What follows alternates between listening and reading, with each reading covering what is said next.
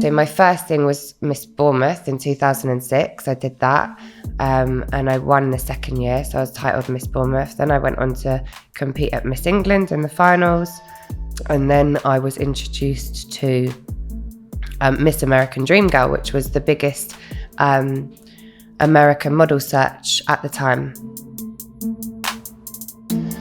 You know, there was money through the pageants and through the competitions that they did on the beach and things like that. And then there was money at the tables to be made for just sitting there and being pretty. And then there was coke, and there was so much coke. My sister was 10 years old and she was sexually assaulted by a elder male family friend, very close family friend, yeah. Been a lengthy journey really between binge eating, anorexia and bulimia, yeah. And she told me about the money that she was making, and I was like, yes, let's go, sign me up. The waiters used to like add a nought and things like that when they were putting the money through. Like, yeah, it was a real operation between the girls and the waiters and the management especially. I know that's weird and twisted, but it was what it was, and it was fun sometimes. Animals shouldn't be bred into this world to be used as a product anyway. That is our stance.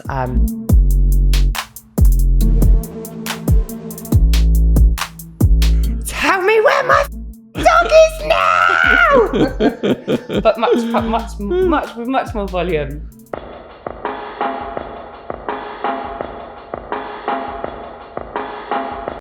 All right, so we've been trying to get more women on the channel. It is not easy. There's not that many women who've been in trouble with the law. Char has had 4 arrests, theft, possession, criminal damage, and aggravated trespass throughout her life. We're going to get to those.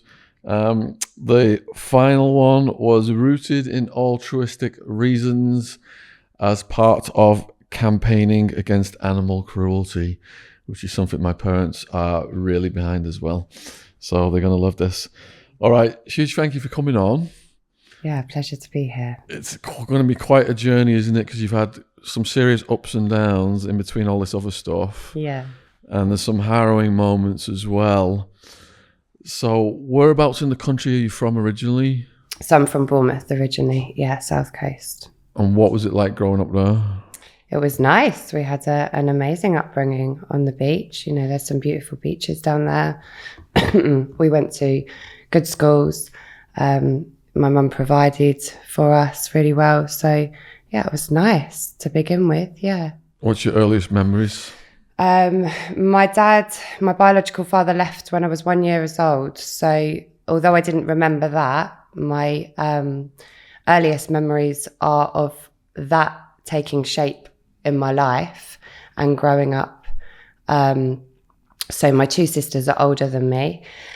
My sister's biological father brought me up as his own, couldn't adopt me because the system wouldn't let him when I was 2 years old because my mum and him weren't together anymore. So those are the earliest memories, and my mum's friends and their kids, and just, yeah, growing up and having a relatively normal life. And just, my mum was very open and honest about my biological father leaving, not really about the reasoning behind it, but just that it happened and that was it. So there was never what I thought any sort of, hidden secrets or anything about that. But. So a lot of people have interviewed them, when a step parent comes in, there's often cruelty and abuse. But in your case, was he a nice guy? Yeah, he was the very best. Yeah, he was lovely, a very lovely guy. He wasn't the best dad in the world all the time, but he was a kind person. Yeah, so that was good. How were you at school? I hated school. Yeah, I had a really horrible time. Well, how did that begin? So primary school, it happened in secondary school as well. I would flip in between being accepted into circles and then being the very much the odd one out and being bullied for that. And yeah, being a target for a couple of different reasons. being skinny, anything that, you know, kids can get hold of, they will to bully, won't they? But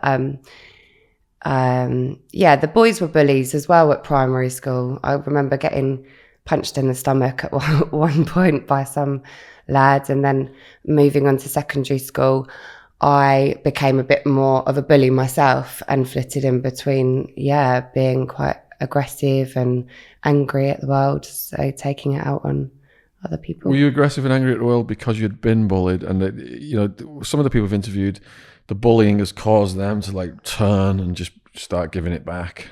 Yeah, I think you definitely build up a bit of an armour, but who knows really back then, because I don't think we really explore our childhood trauma at that age. So I didn't know then, but I expect that definitely had an influence, being bullied myself and then just wanting to lash out. So was there any other source of childhood trauma for you? Yeah, there was when I was 8 years old. So I was still in primary school, and my sister was 10 years old, and she was sexually assaulted by a elder male family friend, very close family friend, yeah. So that was pretty How did you find that out? life-shaping. I was in the room at the time. I was about from here to there. When it happened? Away. I was supposed to be the person that it happened to. So the story goes is that my mum had a good friend, and they had parents, and we went there for the Christmas season. I don't think it was Christmas Day. It might have been Boxing Day or something like that. And so there were 3 of his grandchildren, and then his daughter and her husband, and his wife was also there as well at the dinner table. And then there was my mum, her boyfriend at the time, this Italian guy, and then my 2 sisters and I. And after dinner, I believe it was after dinner, there was a Wendy house in the garden, at the bottom of the garden, which sounds fucking creepy already, doesn't it? And we all, this guy, and my sister and I, and his 3 grandchildren went into the Wendy house to watch a movie. And my sister and I had a bit of an argument about who was going to be under the blanket with this guy. And she won the argument because she was older, so she always got her own way. And so she was under the blanket, and he sexually assaulted her. Jesus. And apparently at the time she was mouthing to me something along the lines of, you know, help me or something like that. And I was absolutely oblivious until she immediately after, without us knowing or being aware of what happened, kind of shot out the door, went and told my mum, because my mum was always inviting of us to be honest with her, which was great. She was very approachable about anything. So I told my mum straight away. And then I just remember walking back up to the house and just seeing my mum punch this guy in the face, and then lots of screaming, lots of shouting, and just getting in the back of the car. And it was very highly emotional. Yeah. So in the aftermath of that then, what was it like for you and your sister? Horrendous. So this guy got he got a 6-month suspended sentence. That's all he got. Pathetic. Yeah, and she got, I believe it was around the £2,000 mark for compensation for what happened to her, despite the fact that it's shaped her whole entire life. And so it was 2 years until it went to court. It took 2 years, so that was a grueling process. And then we were very young, you know, I was 10 years old and going to court and testifying and all of that stuff. So that was pretty, traumatic. But I almost didn't really understand it at the time. So I just sort of went along with it, you know, and supported her through it. Until it took a real toll on the worst. And sadly, she had even more of a terrible time with sexual attacks. Escalated beyond belief. And then by 14, your eating disorder started.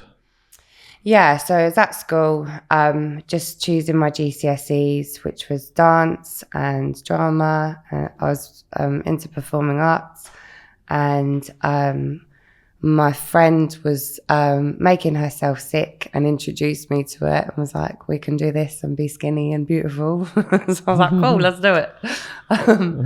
So it started with bulimia, and binge eating as well. So I would binge and then be sick, and then I would restrict my diet, and it's been a lengthy journey really between binge eating, anorexia and bulimia. Yeah.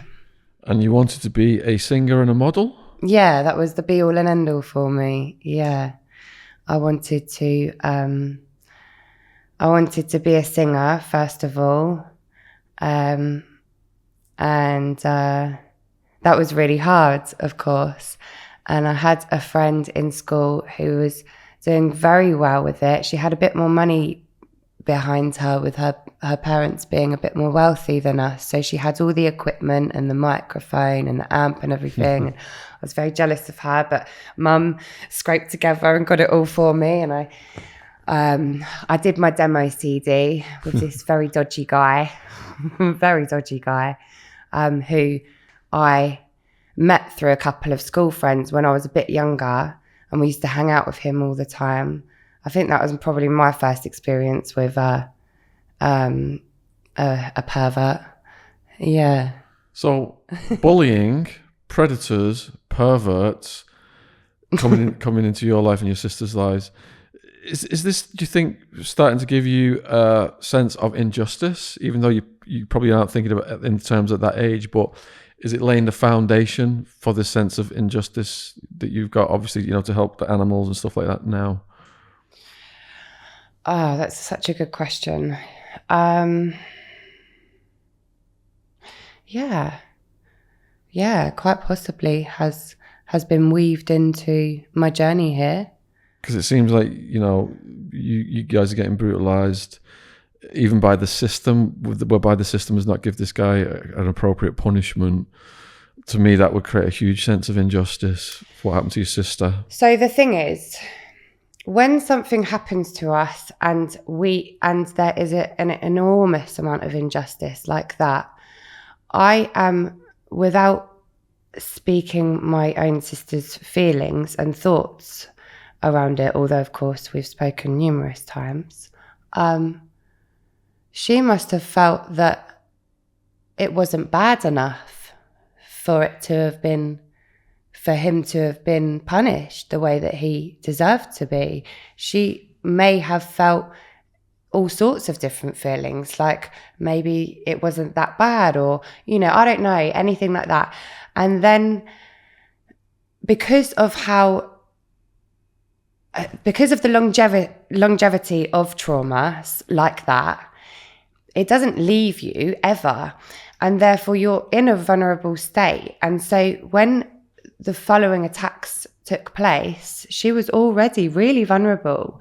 She was 10 when that happened to her, and then she was 13 and she was gang raped numerous times by a group of Portuguese men in Bournemouth. And that was for her friend to get alcohol. It was for her school friend to get alcohol from these guys because she wasn't old enough. So she took my sister to these houses and the guys took her in another room. And that went on for a few years. That went on until she was 17 years old. So that was 4 years of gang rape just by that gang. The next couple of years for her were escapism through drugs, anything she could get her hands on, and all sorts of nasties. And then there was there's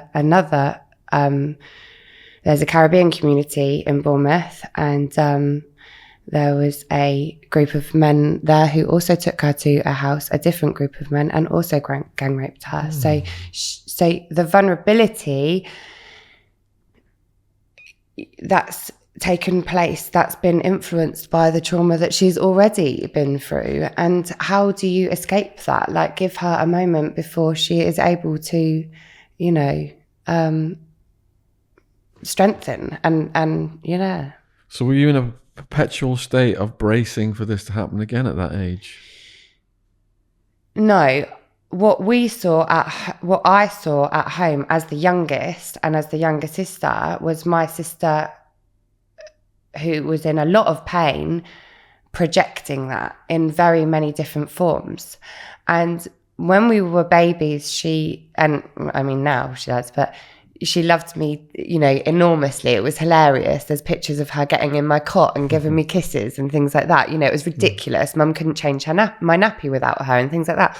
And so when this happened to her, and we've had a conversation about this, a real open, raw conversation, she says, all that I wanted was to control you so that nothing like this would ever happen to you. And that manifested itself in a really toxic way sometimes. And so we had some hideous rows, and, wardrobe doors would get smashed in and things would get smashed, and she would run away regularly, and the police would bring her home. And and I saw this behavior, and I saw the drugs, and I saw the runaway, and I did all of that myself over time, and perhaps not to the extent, but my trauma was nowhere near to the extent of what she went through. I can't imagine what she went through. Yeah. So at 17, you got kicked out of sixth form. Yeah, so I didn't want to go to sixth form. I was adamant that I didn't want to go down that route. I wanted to be a singer. I wanted to be a model. That's all I wanted to do, was apply to modelling agencies. But my mum said, give it a go for me. So I did. And after 6 months, I told my teacher to, and then, got asked to leave sixth form. So was that a relief for you? Yeah. Oh God. Yeah. Yeah. I was very happy. I was with my first love, so that was the only thing really keeping me there, to be honest. Because I'd found my first love and we were smitten. But other than that, I was like, yeah, this is cushy. Let's go. What was your plan? Your life plan then when you finished sixth form? All I wanted to do was be a model. That was it. And so I was trying to try and find out about the industry, but that's dodgy as well, as you can imagine. And one of my first photo shoots was with a paedophile. I was 17 years old, but 17-year-olds back then are not like 17-year-olds now. They're just not. And I was young and naive and vulnerable, and went for what I thought was a fashion glamoury photo shoot with no nudity, and ended up being a topless shoot. He managed to get me to get my boobs out. So that was that first experience of it being a bit of a dangerous industry, plus the fact that I wasn't, I got told that I wasn't thin enough or wasn't quirky enough, like whatever it was that day that someone felt, it was that. So there was lots of trying and going in and out of London for castings, and Over the years then, as a kid and a teenager, were you wondering about your biological father? Was you? Yeah. What kinds of things were you wondering? So when I was 12 years old, I wanted to contact him. I made the decision that I wanted to contact him. So I was very emotional that day, and my sister said, we'll ask Mum with you. I remember it vividly. And we went downstairs, and I think Mum already knew, and so she had his number and we called him. And I was crying at the time because I was very overwhelmed, I think, and didn't know how to manage this type of emotion. And he got on the phone and I said hello, and he said, why are you in such a state? So I said, probably because I haven't seen you for 10 and a half years. And he said, okay, put your mum back on the phone. And that was that until I was 18 years old. And I decided to prank call him a few times just to hear his voice. When you got off the phone that first time, did you feel he was being abrupt? Oh, it was horrible. It was so cutthroat and cold, yeah. If it wasn't for my mum and my sisters being dearly affectionate to me, and my mum providing the warmth and the conditions that a child needs, I would have been a wreck, yeah. So how did you rationalise his coldness then? My dad, my sister's dad, who I called dad, him, because I already had a dad and it was okay. So it was sad, but Yeah, back then we didn't really have the tools that we do now as a family to know how to deal with trauma, really. So it was just, right, we're strong, we're going to get through this, on to the next journey, and yeah, off we go. But then he comes back into your life when you're age 18. Yeah. What happens then? How was that arranged? So it was about the December. My birthday was in the February. So we spent like 6 weeks talking to each other, because he rang the number back, of course. And my answer phone says, "Hi, this is Char. Leave a message after the tone." So I was a bit busted. And he said, "I'd like to talk to you." So we started chatting, and then, I went to visit him. Can you describe the visit? So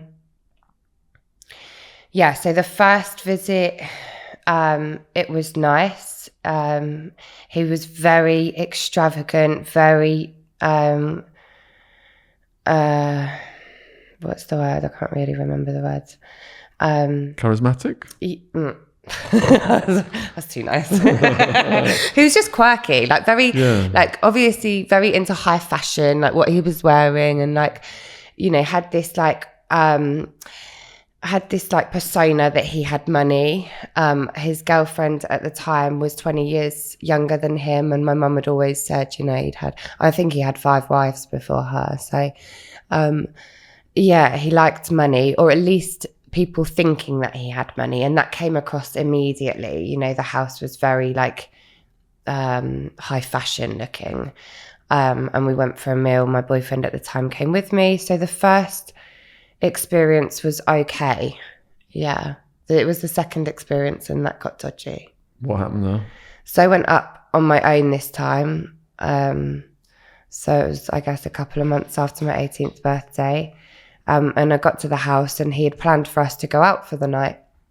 And so we went to a club in London, a very swanky place. And he was very showy offy, with like flashing his money at the bar and things like that, so that we could get served. Like, he wanted me to know that he was important and that people thought he was important.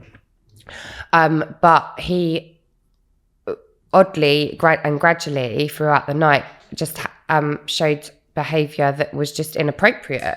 He held my hand, like as we were walking through the crowd, or we were getting a drink, or we were dancing, or I was going to the toilet or something. He would hold my hand, and obviously there were people looking, and he didn't stop them from thinking that we were together. So he didn't make any big, weird moves other than holding his daughter's hand, which was weird anyway, because I didn't know the guy. Did he encourage you to use drugs?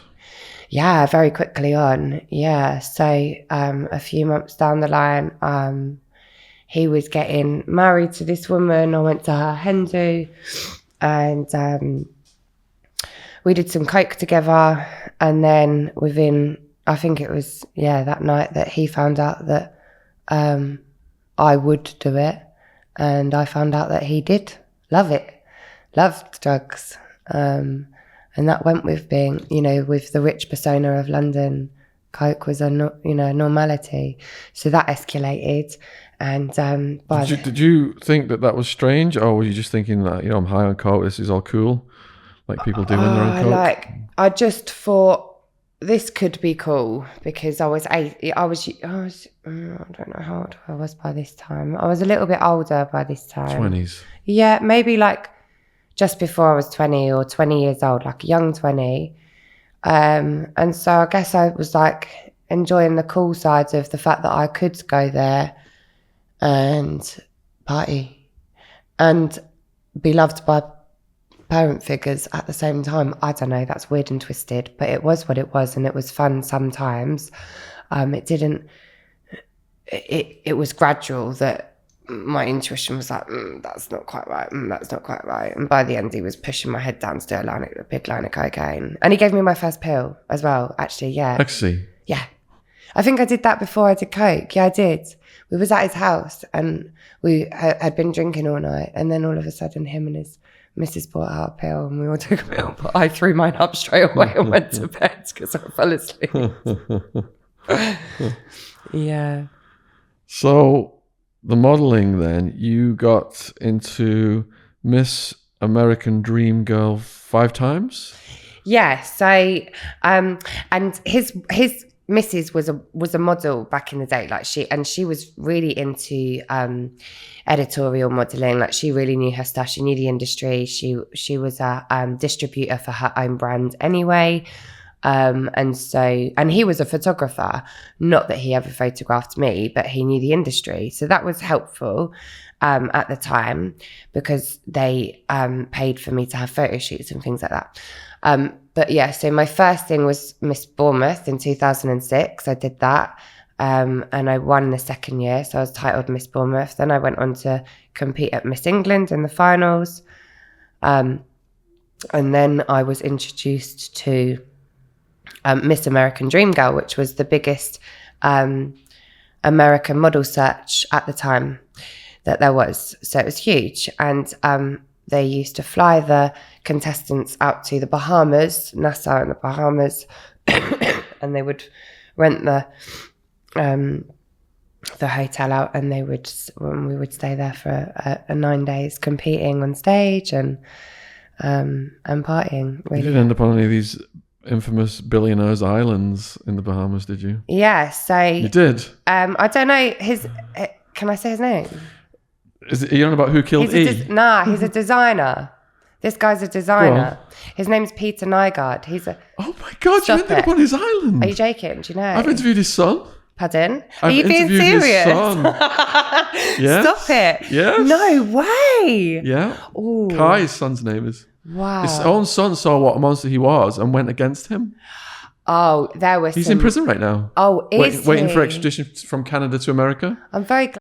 Visited him. We'll have to take that out. Sorry. I'm glad my intuition was right on this one because you were at Nygard's island. Oh yeah, I was in. Oh my God, in and this out just of changes it. everything. Yeah. Trust me. Like Holy when shit. I tell my friends about this story, like I have to like try and find photos of the island to tell them about the island and how magnificent is that, and then just trying to tell them the details of how mental it was. We've got to go over this slowly. All right. Why? What event was at his island, or why were we invited to his island? Shoots. A photo shoot. Was it for this Hawaiian?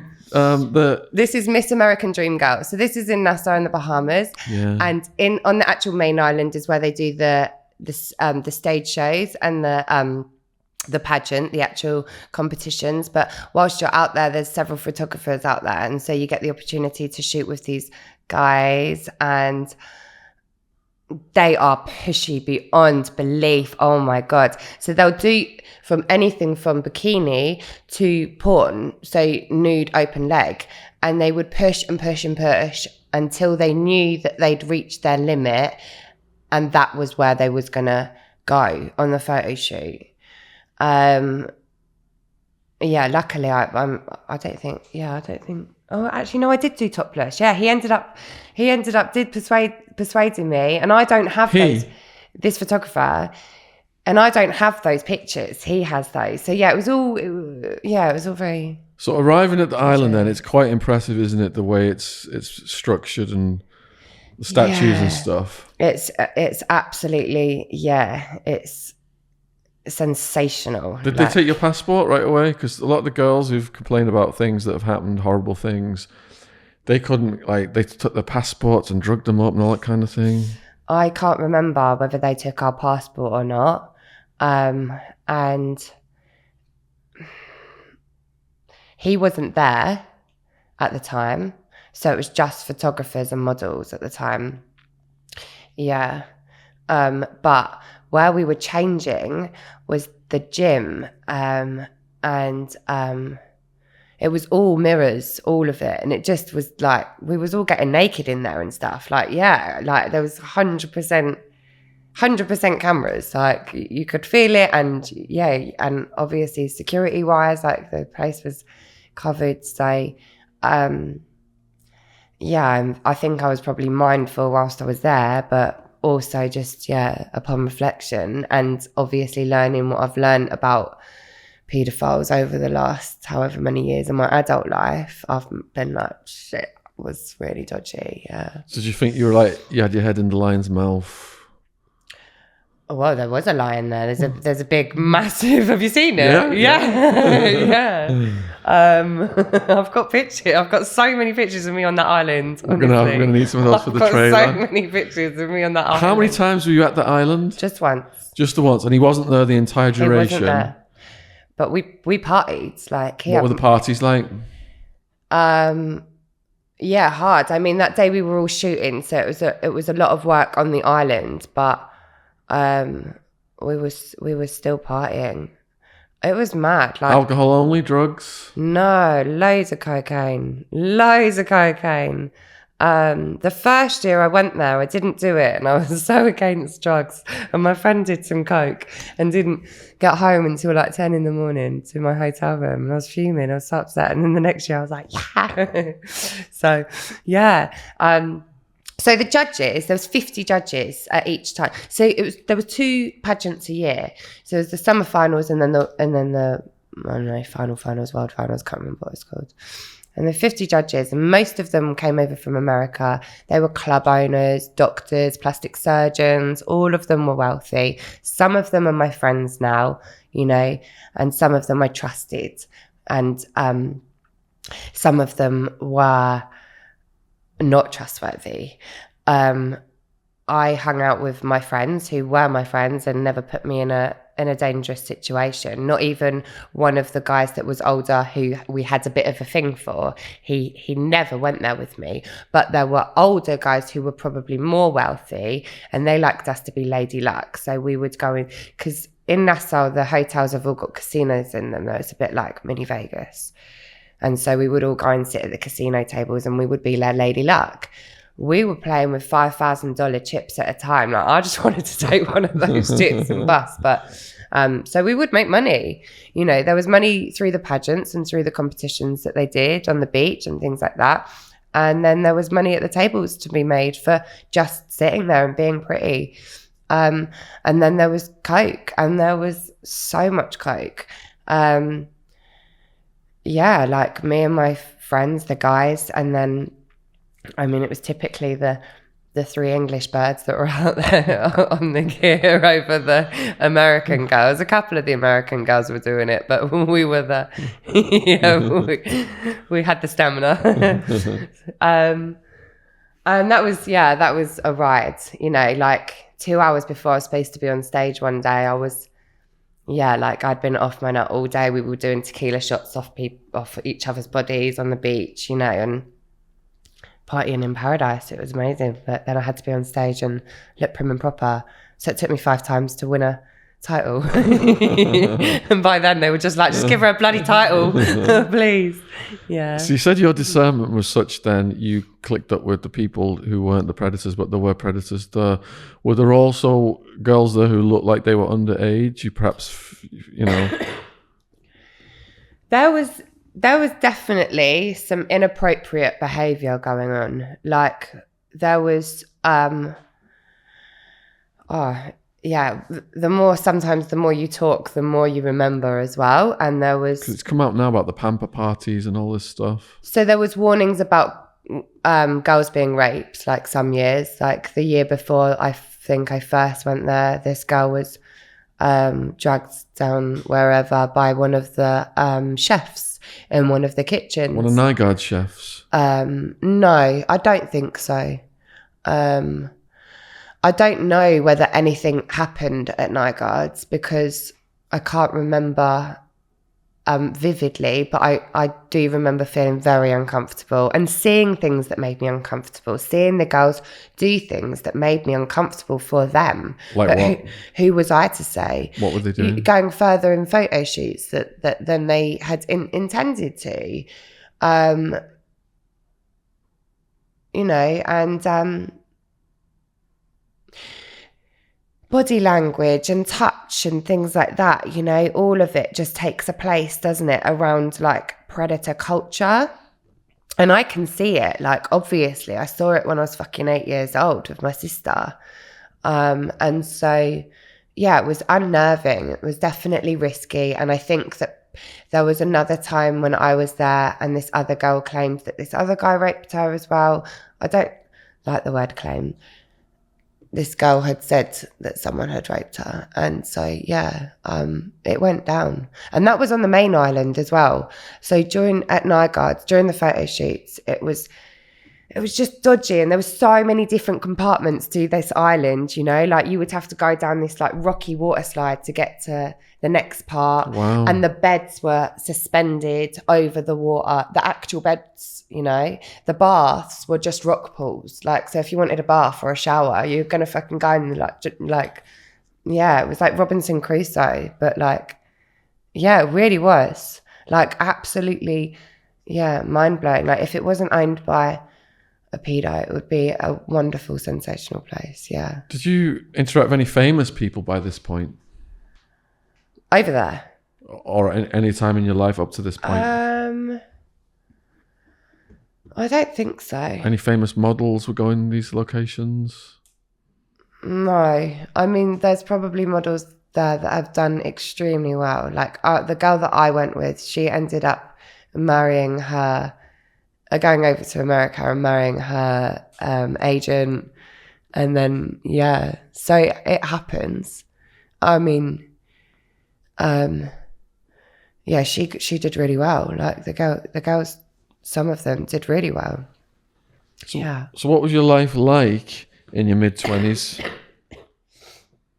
Mid-20s. Or early 20s then? Because didn't you start a child minding business? Yeah, so I was 20 years old, and my best friend at the time had a young son, who was a toddler, and she had some serious mental health issues. And so I helped out quite a lot with him.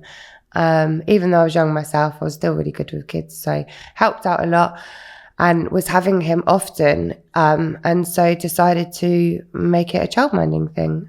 So took on some other kids, and then took on a child with autism and decided to quit because it was too hard work. And I was like, whoa, this is a lot for a 21-year-old.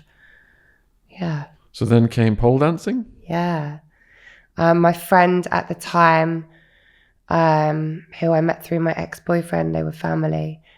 She had lost a ton of weight going to these pole dancing classes. So she'd lost like 8 stone doing these pole dancing lessons, and it sounded amazing. Mm-hmm. And then all of a sudden she was going to this strip club, and it was only a topless club at the time when they still existed. And she told me about the money that she was making, and I was like, yes, let's go, sign me up. So I went to a pole dancing class, which is fitness orientated. Went to 2 pole dancing classes, and I think it was perhaps the weekend of the second pole dancing class, I went to the strip club with her for the first time.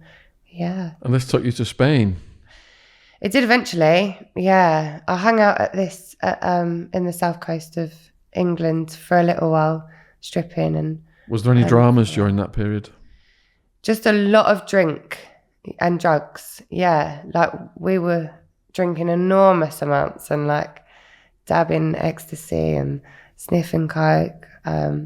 Yeah, so there was dramas, but sometimes they're not as prominent because of the major things that have happened. How different was Spain? Spain was very different. So I moved to Spain at about 22, 23 years old. And I was introduced to this guy who was a dance agent, so who supplied strippers to strip clubs, and he was also an escort himself. So, and he'd been in the industry for years and years and years.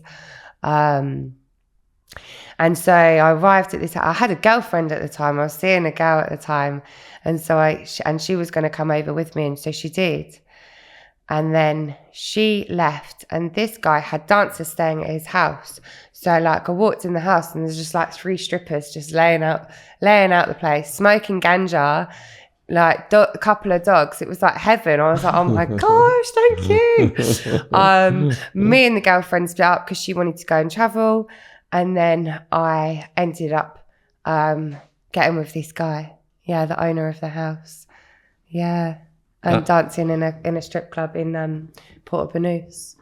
And in these strip clubs then, is it like you can't touch the girls? Is it that kind of thing? No, quite the opposite. So you've got sections in strip clubs in Spain. And the first section is, this is a dance and you're not allowed to touch. And then there's a section where this is a dance and you're allowed to touch my boobs. And then there's a section where if you tip the manager and the bar staff and the DJ, do what the fuck you like. That goes down in England clubs as well. Like, it depends where you are. Like, every single club all over the world, they're all different because it's dependent on who's tipping who and what cameras are directed at which room and which corner. And we know every single corner inch by inch, trust me. So yeah, there was a lot more going on there was the same amount going on in Spain, but this was the first time that I'd seen like, ooh, this industry's naughty. Yeah, my eyes were opened. And how did you feel about that?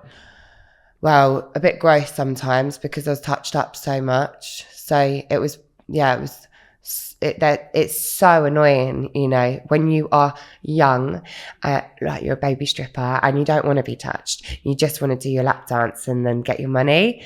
But it's the norm, you know, it's absolutely the norm for them to grope your boobs and for them to touch you, and try and touch other places. And so it began. Yeah. And so it began where you start to, like change shape and adjust with the journey. Yeah. Did punters get pulverized for doing that by the bouncers? What's that mean?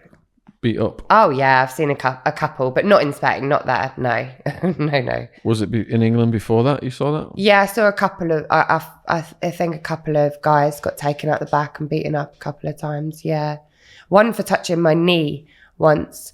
Yeah, that was it. So it was really, really odd, the extremities of how different the rules were in different clubs. Yeah. So your boyfriend at the time was doing workshops in how to squirt? Yeah.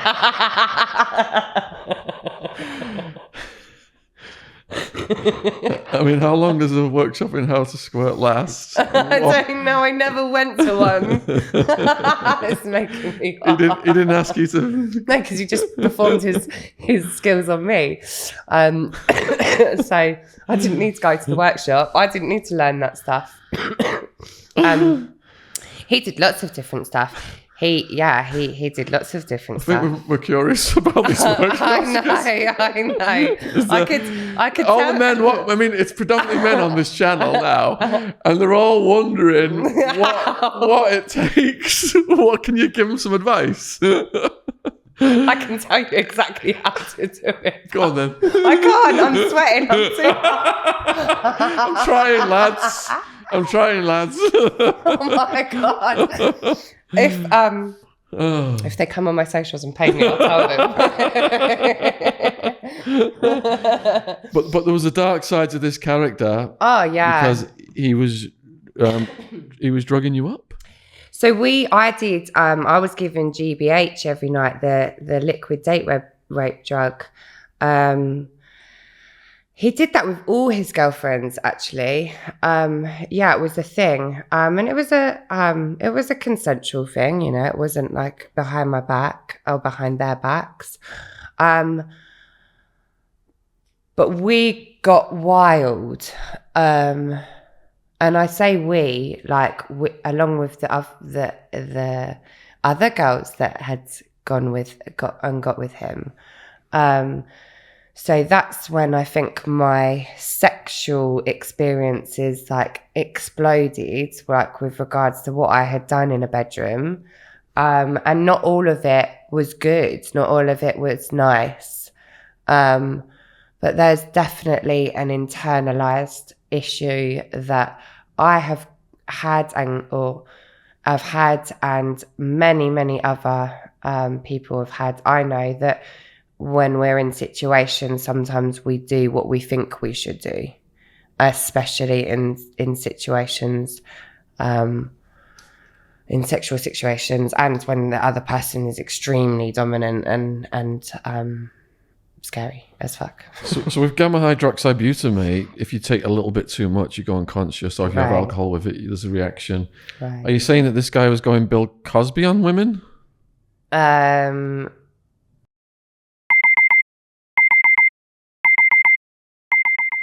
When we wake up in the morning, we get out of bed and we start our day with Coro snacks.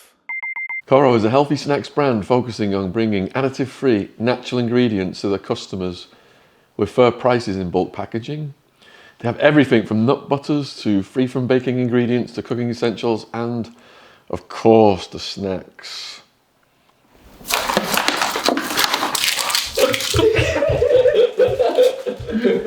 It doesn't get healthier than this because all those other snacks have refined sugars, colours, preservatives and additives. Coro snacks have none of that. Oh, I can't wait. So I'm going to go for the Bio Energy Ball stick. Ooh, Salty pistachio. got a little chocolate bar here, I think.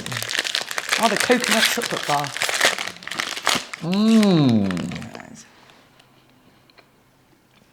Oh, that's good. Want to try it? Ooh. So what makes Coro special in comparison to others? Coro avoids using sulfur, refined sugars, preservatives, colours and other additives.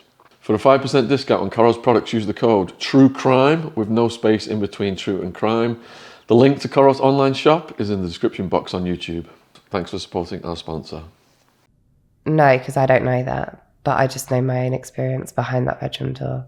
Was he doing that kind of thing to you? I remember 1 or 2 times I was absolutely not with it. Yeah.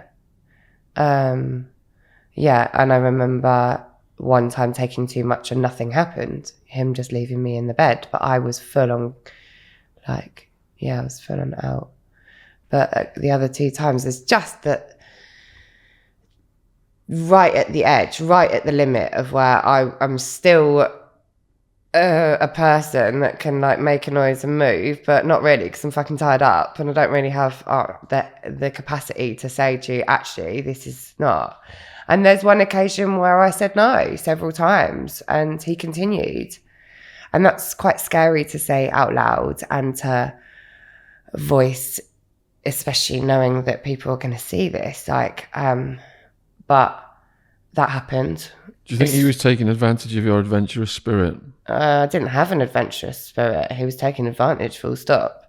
I was frigid at school and stuff. I didn't have sex till I was 16 years old. I didn't even kiss someone till I was 14 years old. It was the biggest thing in my fucking life, snogging someone at 14. I was scared and not into it then. Yeah. So how, you hear about people in relationships, S&M relationships, where they have safe words and things like that. We've interviewed a few dominatrixes. Was there no preliminary discussion with him about limits? No. Which was his responsibility, really, because he was 20 years older than you. Right. I was 23 and he was 43. Mm-hmm. But he was very clever, very, very clever. So had a lot of friends, and was very popular and very liked, but was also fucking dangerous as well. Excuse my language. In what way? Well, one day we pulled up in a car. He drove his car and I was in it to some house, wrapped a leather belt around his hand, went out. I heard a couple of things and then he come back into the car and his hand was covered in blood and stuff. He did a bit of selling and that of stuff. So I think he probably got into some dark bits and pieces with that. But he was very intimidating. And I'm a strong person, but he was very intimidating. Yeah, so... What did he look like? So he is an Indian American. So he was tall. Like a Native American? Yeah, tall, dark, with long black hair. And had done modelling and adverts and things in the past because of his look and his skills with horses as well. He could had like a big fucking 6-meter long whip and could like Lasso. Yeah, all of that stuff. But like could whip it and stuff.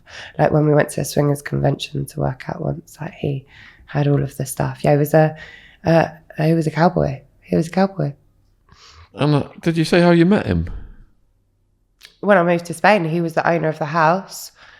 He was my agent. He was your agent? Yeah. He supplied strippers to the strip clubs.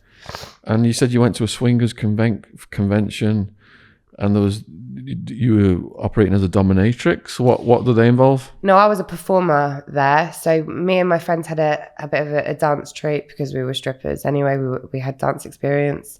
And so there was it was 5 nights of basically 500 couples hire out this hotel for the whole week. So they get room of the whole hotel. They can do whatever they like, naked or not. And we were there as performers, but we were very much like in amongst it all. So saw absolutely everything. I got asked by I think the founder of this particular convention to go in one of the rooms. Like, yeah, they were really trying to get us to go in. Obviously, I was with this guy, but he was also there working. So it was very bizarre, like being there with your boyfriend and the boyfriend is trying to pick up women or men at the bar as clients. Yeah, weird. Going out of the Let me get this straight then. You said a hotel was rented out by 500 couples. I've never heard anything like this before in my life. And they can walk around naked.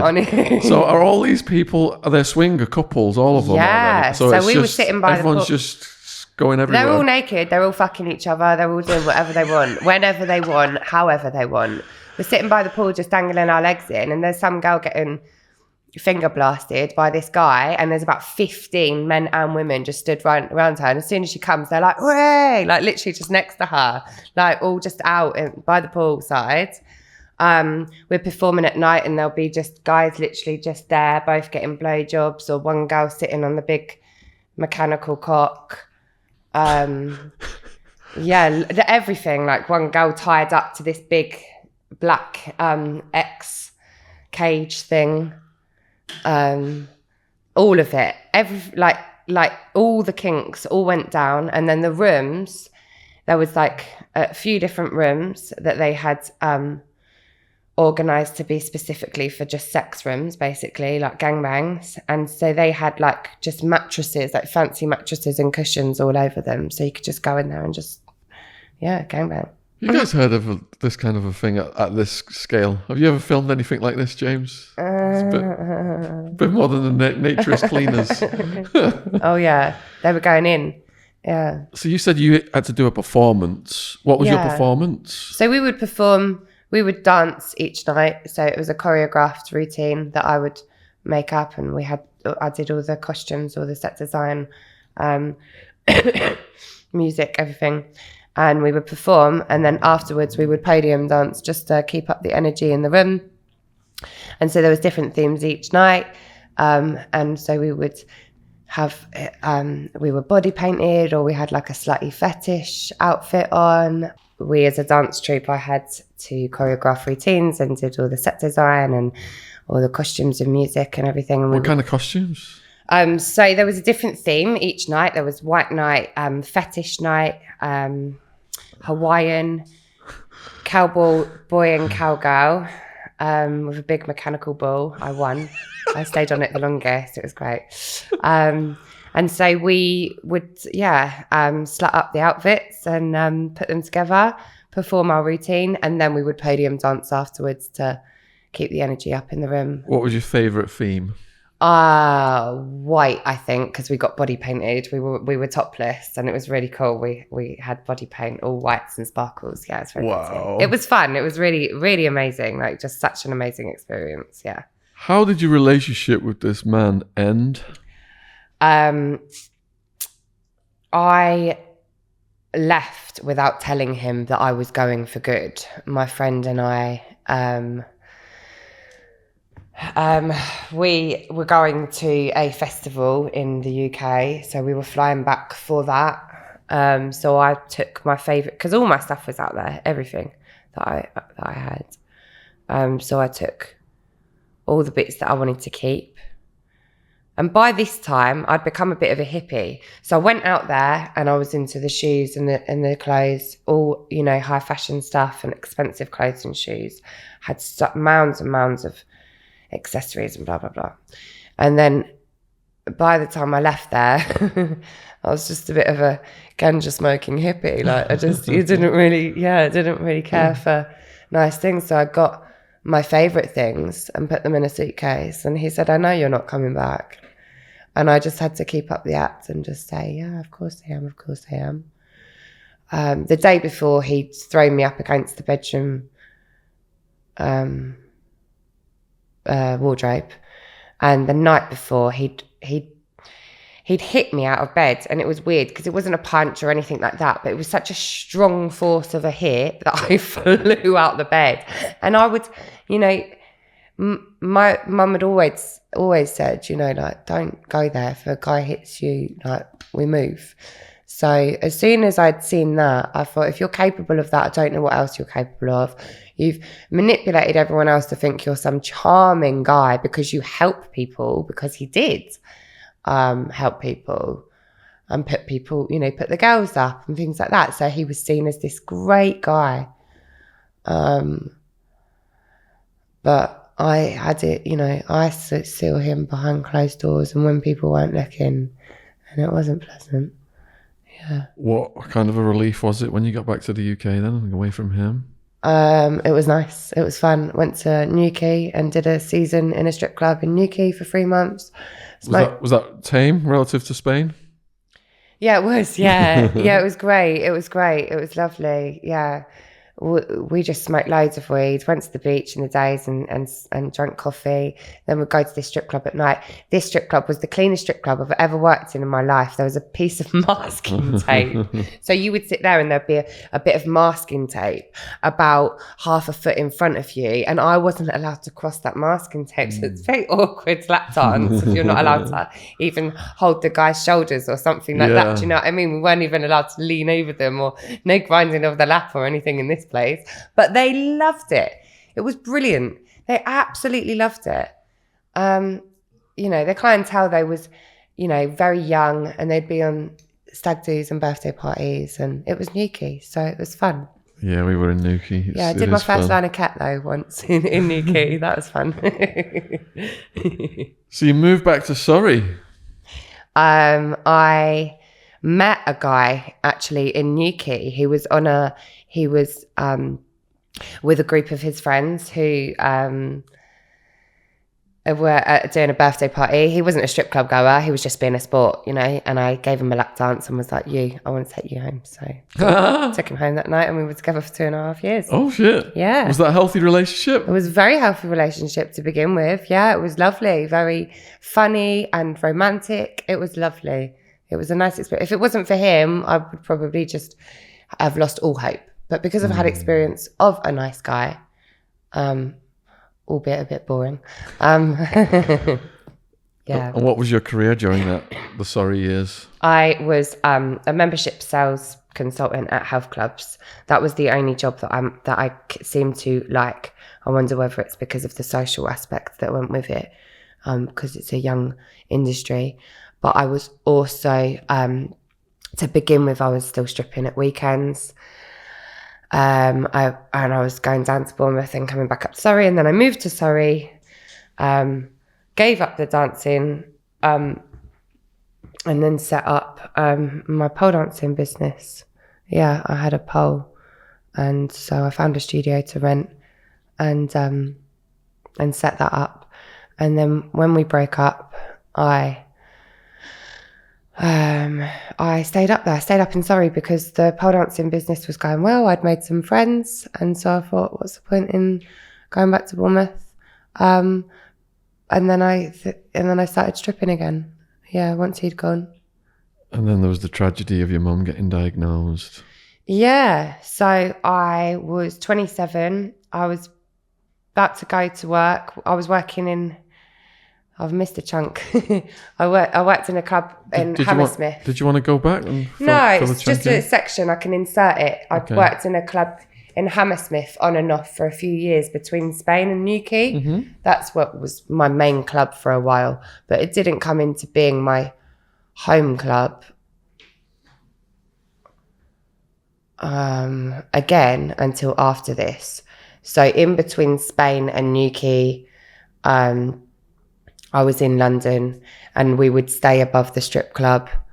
There's so many stories about that strip club. So unbelievable. Let's have them. And that was definitely everything and anything, to be honest with you. What do you want to happen? So I've seen men drop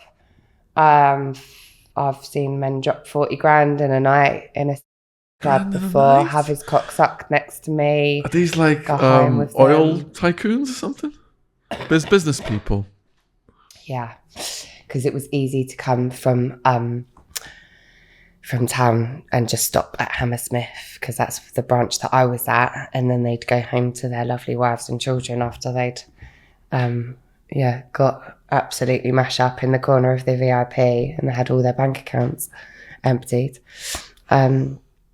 The waiters used to like add a nought and things like that when they were putting the money through. It was a real operation between the girls and the waiters and the management, especially. The management were really bad for it. They were getting tips, big tips, and I'm just thinking they're gonna fucking hate me when they see this, and I can't wait. Is it still going?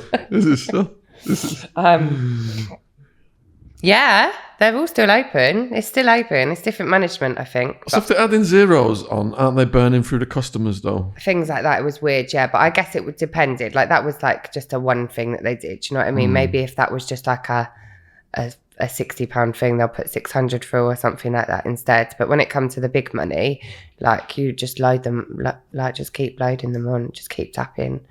Yeah.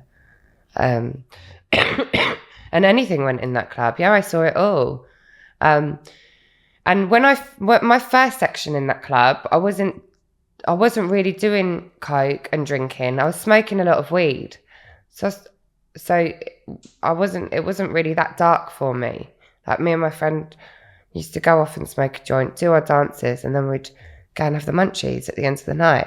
It wasn't until my second section in that club, when my mum was diagnosed, that it got toxic. Yeah. How bad did it get? So I was on my way. I was literally crossing the road, about to get in my car to drive to the club, and got a call to say mum had a seizure in TK Maxx, and then got another phone call a couple hours later saying she's got a brain tumour. And so as soon as I heard the word brain tumour, it was straight down to Bournemouth. And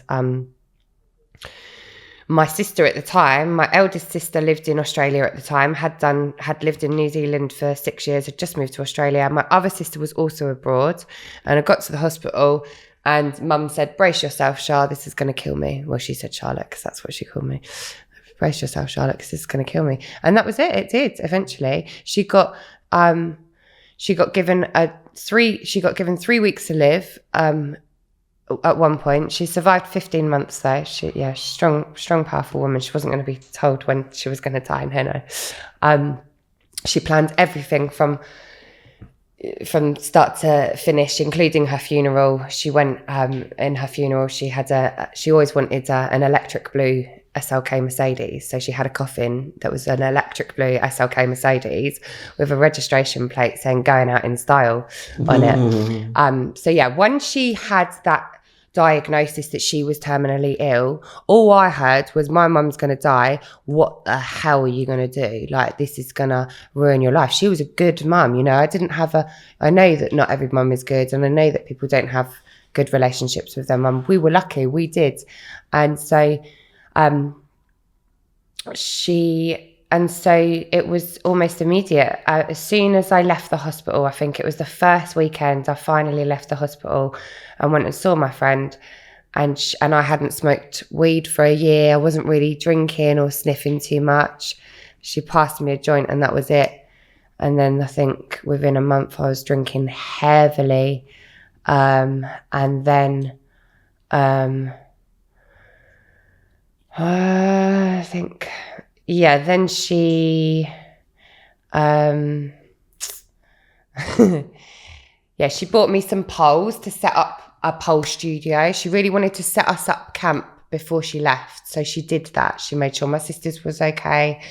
And she put a deposit down on a house for me to rent. And she bought me the poles for my new studio. And so I moved into this lovely 1-bedroom house. I paid 1 month's rent, and then I didn't pay rent again for another year. And I got kicked out of there. Got, what's the word? Evicted out of there a year later. During that year, I would go to Hammersmith Secret 6 nights a week and get absolutely off my tits. And the only thing I went there for was drugs. I wasn't there to go and make money. I never made money. I spent 140 quid before I'd even opened my eyes at 6 p.m. because that was my morning. It took me a litre of vodka, a bottle of wine, couple of grams of coke and a bag of weed to even function. And I was functioning as well. I was a functioning substance user. Like, there are many, many other addicts out there that are highly functioning individuals. So, driving at the wheel and doing a line and rolling a joint and drinking and all of the rest of it was just the absolute norm. So miraculous that I'm alive, let alone not somewhere else. So you were self-medicating then? Yeah, and I wasn't eating solids 5 days a week. So I was extremely thin, so thin, so ill, so malnourished. The doctors had me on 40 sips, which are a little bottle of 100 calories, and they're full of nutrients, and they're for cancer patients. And my GP used to knock at my door on her way to work just to make sure I was alive, because she wasn't sure whether I'd put my clogs yet. And people would try and help, but in very odd ways. There was one of the bouncers at work, bless him, he used to bring me a protein shake, and he used to sit me down at the bar, and he would not let me move until I'd had this protein shake, bless him, bless his heart. And then I'd go off with my vodka. What were your colleagues like? All for themselves. It was really dog eat dog. There was no loyalty then at Secrets. There was this absolute persona that they were the best of friends, But it seemed to be that they were friends through partying and through money and through having things, rather than a deep, heartfelt connection that is the truth of a friendship. So there was always this false hope that you had friends as well. And that was really nice when you're going through something as lonely as losing your mum. So I was like, yeah, these are my friends. And then the dealers were my friends, and they could come back to my house and come and party with me because they had free coke. And then I ended up getting into a relationship with one of them. Did famous people go to Secrets? Yeah, I think, yeah. Are you able to name drop any? I've danced for a couple of them, but I can't really remember who. Like footballers and stuff? Or... Yeah, I've danced for a few footballers in my time. I can't remember names. A couple of famous ones. And a lot of the Bournemouth players as well, who were my friends at the time from growing up in Bournemouth, have gone on to be famous football players. So that was always quite exciting when they used to come in the club. Were they well behaved, or were they prima donnas? Nah, they were disgusting. Like footballers are assholes. What? Can you give an example of the behaviour? They're just naughty. They're just so naughty, and it's almost like there's one rule for them and another for everybody else. Yeah, they can get away with blue murder, and it's not a problem at all. Cheat on their girlfriends. I've slept with footballers that have been with women. So they think they can just throw the money around? Yeah, money or not, or get things and not have money. Some guys, and especially someone like footballer, will just like the persona of it. They'll like the fact that that they've got money, and they like not paying you because you're trying, and they just enjoy that control and that that power trip. Yeah. What was the worst thing you saw? What do you mean worse? In which way? In what way? Like most insane, graphic, or dangerous, that kind of stuff. One girl killed someone on the way home. What? Yeah, and she got away with it because Hold on, slow down. Set the scene for this one. I don't know the scene because I wasn't there, but one girl killed someone on the way home. She was drink driving and she killed someone and she got away with it because the manager was friends with top cops. Right. So were the cops visitors? Yeah, they would visit sometimes. Yeah, girls had their face sliced up with like girls were glassed in by punters. Nah, girls and girls. Girls on girls slashed each other's faces up. Yeah, one girl was glassed one night. Was that a competition thing? There was mad competition. Yeah, there was a lot of money though, like a lot of money, you know, and a lot of drugs. So if girls get slashed in the face, is her career ruined then? Well, I don't know. Probably not after a little while. Yeah. Lots of different stuff happens. Girls were quite intimidating then. But like the first girl that was so intimidating to me, she scared the shit out of me. And she was talking to what was my customer at the time. And I was like, oh, you're talking to my customer. Like, I was really nice about it, really shy. And she was like, and? That was what she was said. I was so scared of her. And now we're really good friends. Well, we're not friends in contact, but a lot of love for each other. And she was vile at times. How did you make friends with her?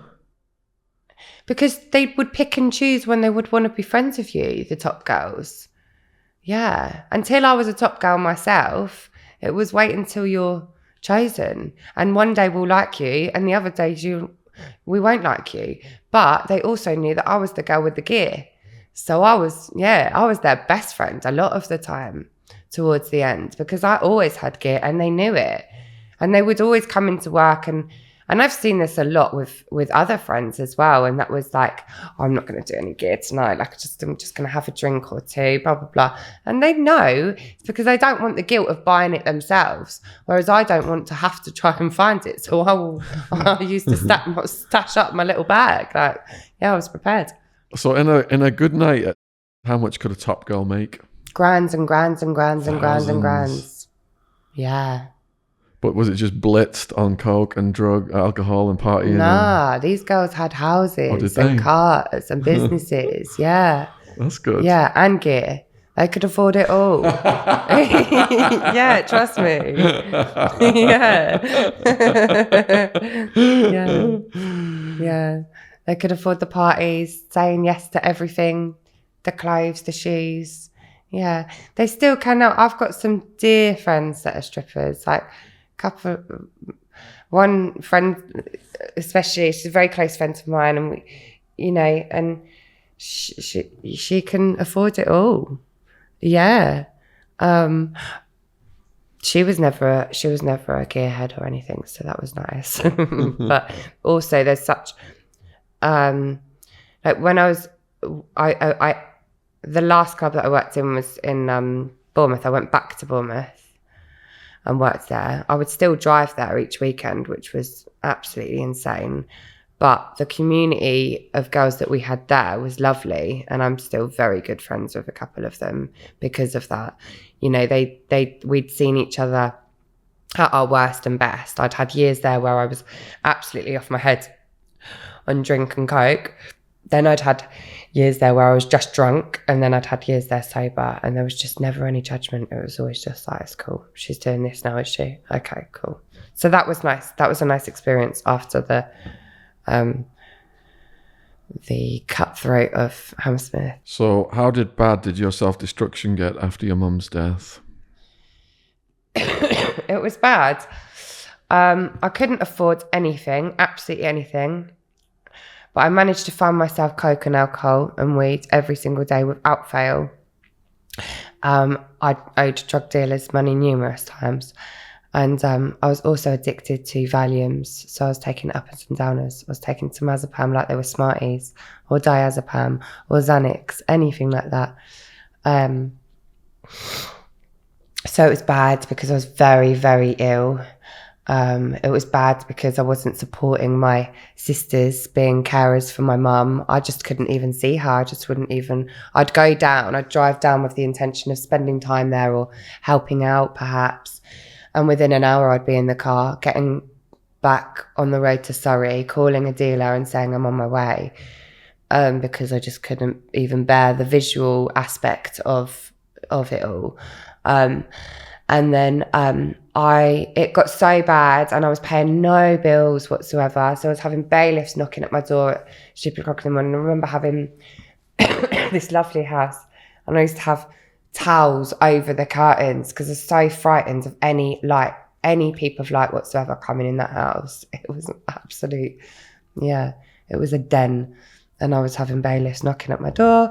And then the landlord knocked at my door one day and said, there's people that have troubles and there's people that have hard times. He was like, but when it gets too far, I'm out for blood. Hope you're enjoying this podcast. There's a word from our sponsor, Rocket Money.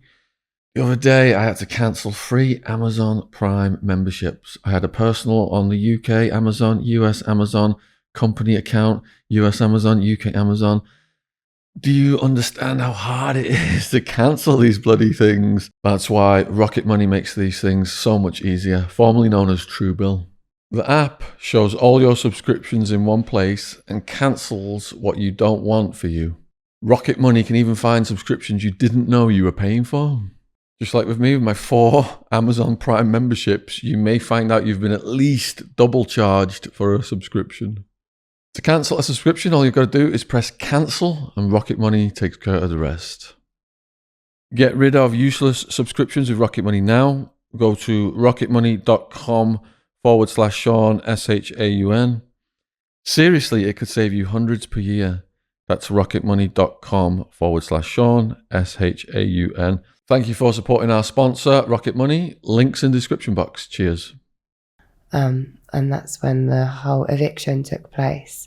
And at that time I was going out with my drug dealer boyfriend. So as long as I had drugs, everything was all right. I didn't really, it was bad, but I didn't really realise how bad it was. Did you end up squatting in London? Yeah. How does that work, squatting?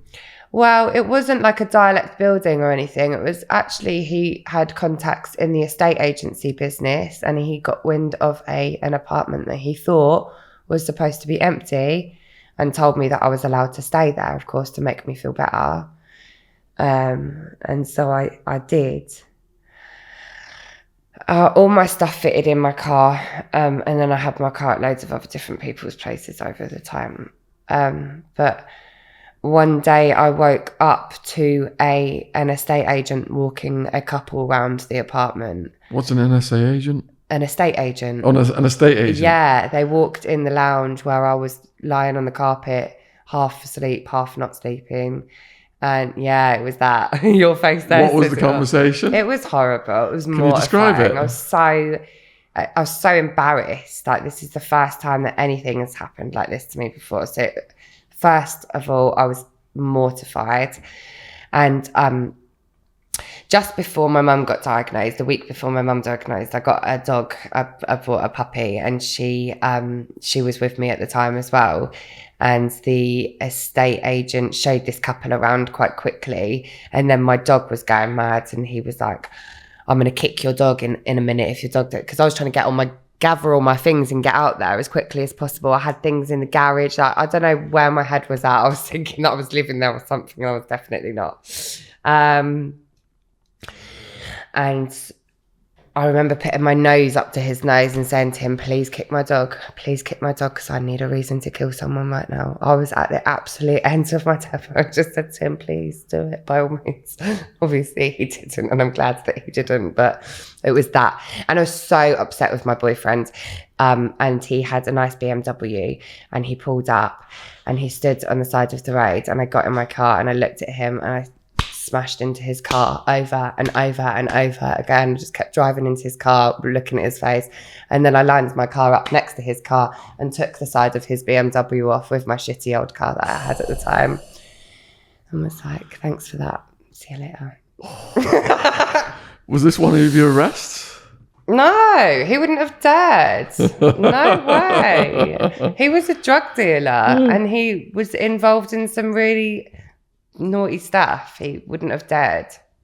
And he knew what he had done was awful. Tell me it was okay to stay somewhere and then be busted in that. It wasn't the worst scenario in the world, don't get me wrong. I was a privileged homeless person, but it was pretty shitty. And then I would stay at other people's houses, like friends and stuff, and just outstay my welcome over and over again.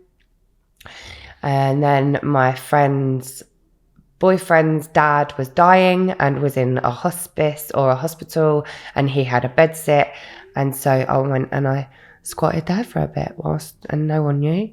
I wasn't allowed to be there. He didn't know. And I so desperately wanted a place to call home that every time I used to go somewhere, I used to get off my nut and clean the whole place and try and make it my own, even though I knew that I wasn't going to be there. So I ended up I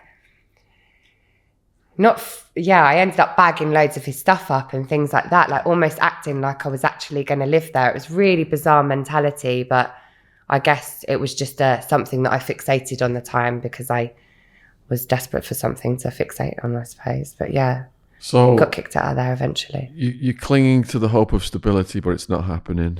There was no chance of it happening because I had no money, and I think Mum had passed by now, and so I was waiting for her inheritance, and it took absolutely ages. But that was the only chance that I was going to have to put a month's rent down on somewhere, because places take a month's rent and a deposit. So it was a tricky time. So were you living in a hotel when you met the guy who had the caravan?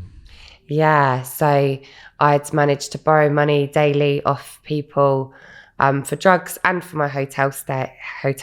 So I was living in the travel lodge for 3 weeks, drinking the bar dry every night, doing loads of coke every single night. They thought I was a prostitute because of the fact that I was there on my own and I would talk to random guys that were on their own because I wanted company. Like, obviously I was doing loads of gear, like I wanted to talk. So did they try and get rid of you? Is that what you're saying? Yeah, they didn't like me. They didn't like me there. And so when I left, I think I was at the end of my stay anyway. I don't think I would have been able to stay there much longer, to be honest. And then I met this guy in the park, and he had a load of dogs. Mm-hmm. He had a doggy daycare, and he was, we chatted and exchanged numbers. And then one night, I knew I'd run out of money. I knew that I had nothing else. So I messaged him and said, "Can you come and pick me up?" And he came and picked me up, and I was at his for the next 5 months. Yeah, left a few bits at the travel lodge. Don't know what I left there. Laptop, speaker, loads of bits and pieces. Never saw that again. But it's around this time you start getting arrested for criminal assault and criminal He damage. had me arrested for criminal assault, criminal damage and possession. And the only reason why I had got possession and criminal damage was because the cops came in the caravan and saw the mess that I'd made. What had actually happened? What had led up to that? We'd had a massive row. We were doing gear all the time together. Like, it was just come down after come down. I didn't even really want to be with this guy. I was just there because it was so convenient. Like, I had a roof over my head. I'd just lost my mum like a few months prior to that. So I was absolutely wild, off my head. I was loud. I was angry. I would do anything for a party. Every single night I would, beg people to come round and we would party. But in the mornings, I would flip my shit and I would just go nuts and shout and scream at him and smash things up a lot. And that was a behaviour and a pattern that was in my life for a while. For a long while, actually. It's only up until, very recent years, i.e. the last couple of years, that I've managed to heal some of that behaviour and change that pattern. But it's very understandable wanting to break something and hurt something, and it's understandable now because I've done the work to, figure it all out. So yeah, it was one morning, smashed up the kitchen a bit, and we had a scrap of some sort. Like I don't know what happened, like whether I pushed him. It was a bit of a push and a shove. And he left, and the next door neighbour said to him, if you don't call the police, I will. And so he did. He rang the police, and the police turned up. And before they arrested me for criminal assault, they said, we can smell weed. And they arrested me as they walked in the caravan and saw there was a quarter of a joint in the ashtray. There was nothing else. And so they arrested me for a quarter of a joint, possession. And then they continued the arrest to arrest me for criminal assault and criminal damage. Did you go jail? No, just for the night. What jail was it? Staines. What was it like? I spent the night going absolutely nuts because I wanted to know where my dog was. I wanted to know my dog was safe. When you say nuts, you were screaming? Yeah, I was just getting the pillow and smashing the walls, screaming. I've got such a loud voice when I want to. So I was roaring, absolutely roaring, for hours and hours and hours. Tell me where my fucking dog is now. I bet you did it louder than that, though. Oh, yeah. Can you demonstrate the full roar? No, because you lot will be busting out of this room, I'm James telling will put that in the trailer. He would love that. Come on. No! Come on. It's louder than that. Is it? And I was tapping the bell. Louder than that? Tapping the buzzer. I was... James, Joe's adjusting the audio. From the pit of my stomach. His headset's going to explode. I was screaming. Like what? Come on, give us one. God, I'm going to pour with sweat. This is too much. And I'm going to be shining. We need this for the trailer. All right. I was very angry, and I kept smashing the pillow. I can't do it. I was going, tell me where my fucking dog is now. But with much more volume. It was really wild. I think we could use that. It was very loud. So, but that's the Kerry Katona level. It was very loud. And eventually this lady came in and, I was having a bit of a panic attack and blah, blah, blah. It was nothing. I didn't do time. I did a night in a cell. But at the time, there was so much trauma going on that it was a lot. And I knew as well at that moment I was homeless again. So it wasn't just the fact that I'd been arrested. I was homeless and I didn't have anywhere to go again that night.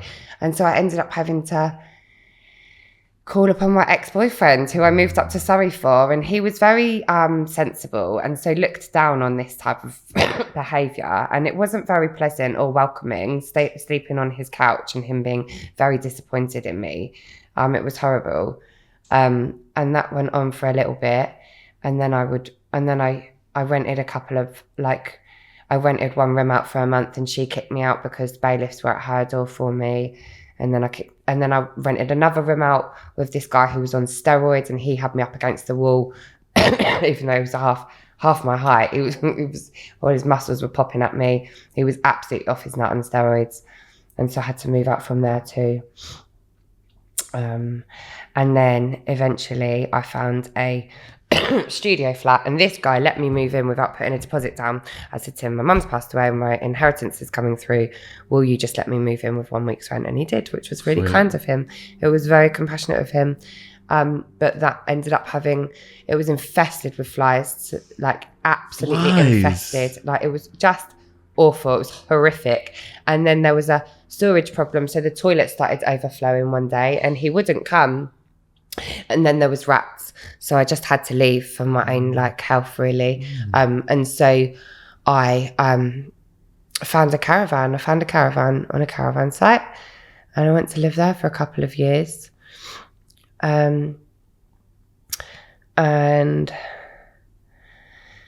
went out with this guy who was an old friend of mine from school. We were friends when I was 18 years old, very, very good friends.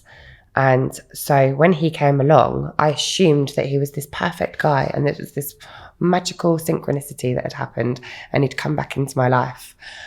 And he ended up being abusive with me financially, mentally, and sexually. He was a nightmare. So that was another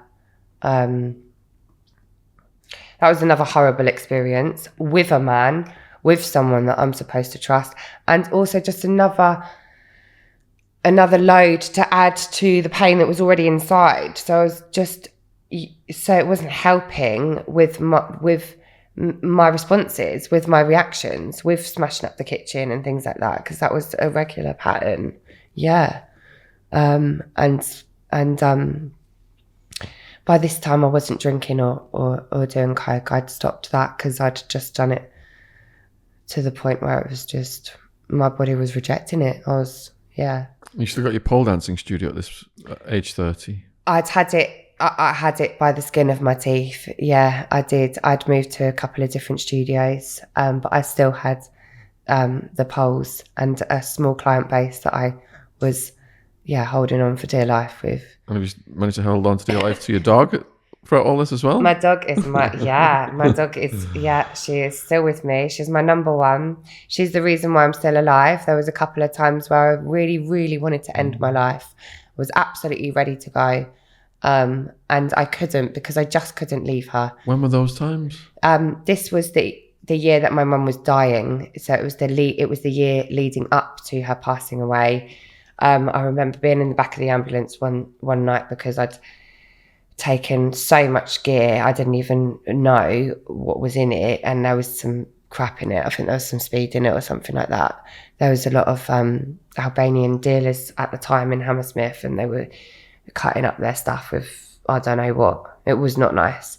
And I'd taken a lot of I think I'd taken 100 milligrams of tomazepam at night, and then various other things. Was the intention to kill yourself? No, the intention was not. But as soon as that, you're coming to the end of your session, and I was doing a lot, just copious amounts of stuff, and I was doing loads of balloons and stuff, like 300, I was going through 300 balloons a day. Like, you couldn't come round my house and have a cup of tea with me without me sitting there with a balloon in my mouth, a line of gear on the sides, and a joint in the ashtray. And before that joint was finished, another one was being rolled, like an alcohol as well by the side. It didn't matter who you were or what the situation was. I didn't care. This was what I was doing. And so that time I begged the paramedics to kill me. I was begging them, please kill me, please kill me, please kill me. And my friend at the time was sat in the back of the ambulance, and I was like, please look after Tommy, look after her. And then I decided that I was just at the hospital. I just couldn't do it because I couldn't leave her. I couldn't leave her at all. She was my be all and end all, and is now. She's the absolute, primary person in my life. She's a little madam, but on a couple of occasions I absolutely wanted to end it, and would have if it hadn't have been for her needing me to be alive. Why did you turn vegan at age 30? Animal cruelty that I saw online. I saw vigils online, and I also I always loved growing up. I always loved animals, growing up. And I always used to ask Mum, like, what, where's this meat coming from, Mum? She's like, they've all died naturally, and all of this stuff. And I just knew that was a lie. Something was ticking in my intuition from a young age.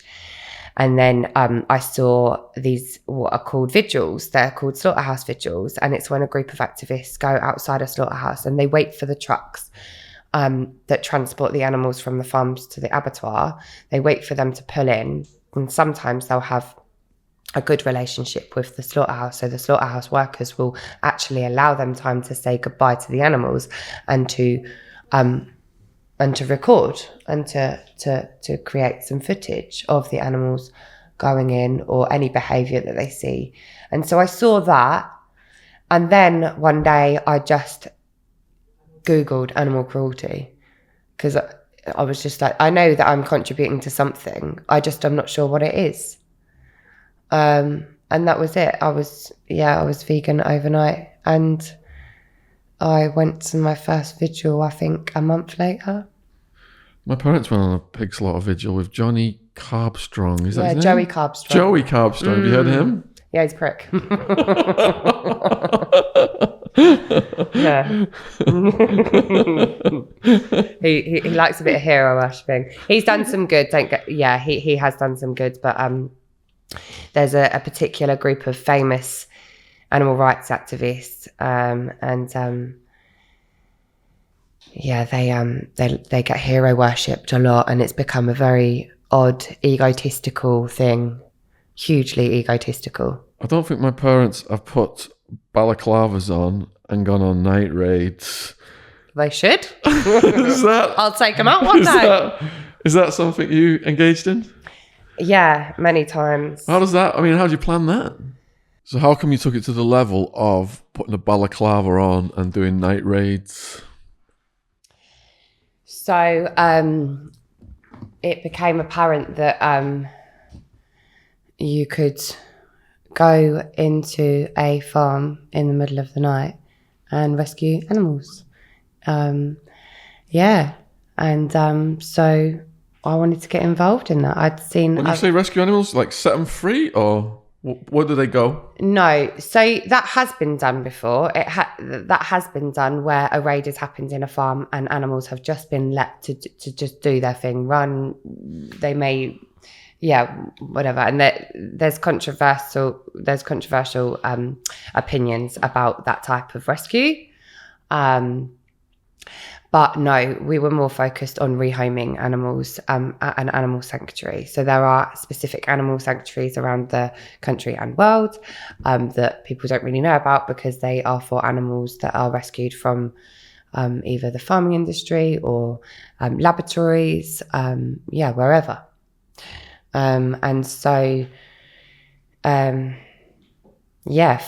Big ag was the thing, and these farms, some of them were seeming sort of easy to get into, and so off we went into the middle of the night, masked up, and a lot of it would be investigating as well. So more often than not, it would just be to get footage of it inside these places, because we wanted to expose the reality of what was behind these signs saying local, organic, free range, family run, that type of thing, and the big ones, and the mega farms as well. But we found horrors in both of them. Yeah, with like what? Animals that had been mistreated, animals that were neglected. The majority of the animals were neglected, with our belief system anyway, animals shouldn't be bred into this world to be used as a product anyway. That is our stance, or my stance, and so the conditions were appalling. Like, we're grown up and we walk down the supermarket aisle and we see these happy smiley cows in these beautiful green fields and these chickens with all their feathers on, looking brown and healthy and lovely. And little do we know that actually chickens are 42 days old when they're slaughtered for meat.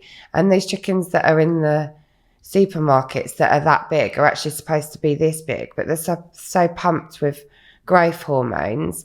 And in chicken sheds, the lights are kept on 24 hours a day so that the chickens don't sleep. All they do is eat. And so they're getting fatter and fatter and fatter.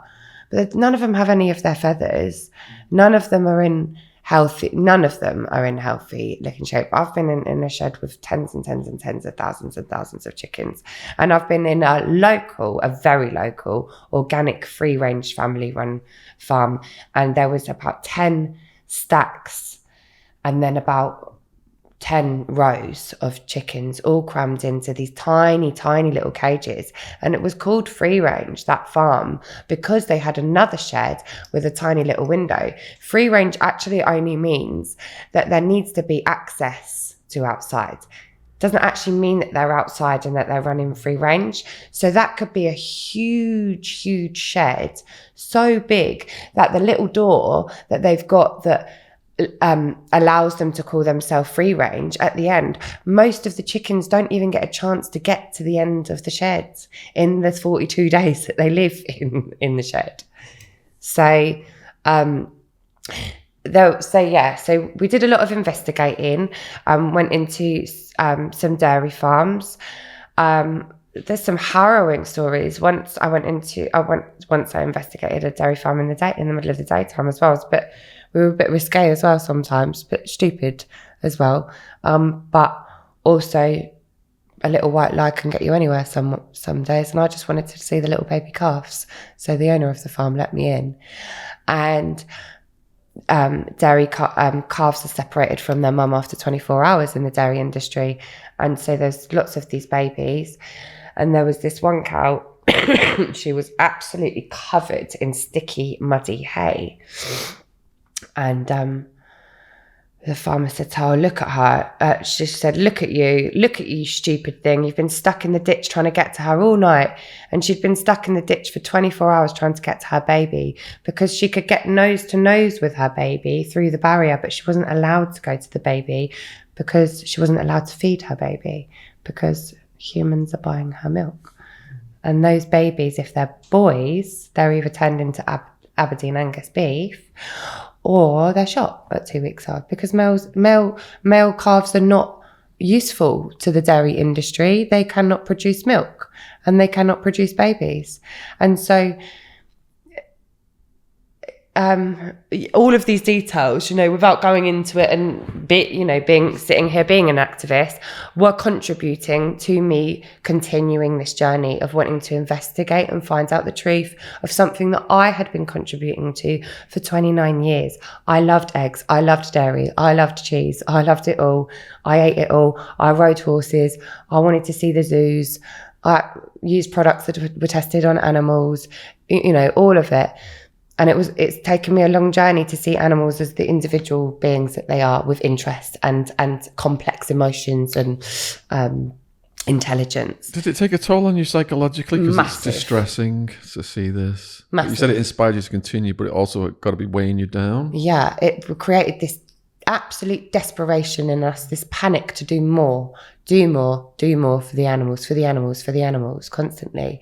And this is prior to learning about the intersectionality with regards to animal rights and human rights and how they are linked in a variety of different ways and how actually animal liberation is human liberation, because of things like the biggest pig farms in the world being located in Black and brown communities in California, and all of their crops and things being sprayed with all of the stuff that the crops for the animals are being sprayed with. Like, there's just so many different crossovers and layers to it that I didn't realise at first it was just for the animals, And there was these cool activists on Instagram with these selfies in these pig farms, and then this footage of them going in, ballied up in the night, opening the cages, getting these chickens out. It was harrowing, but so beautiful at the same time that these chickens are free. And then there was piglets, and they were doing all these piglets. And then there was calves and rabbits, and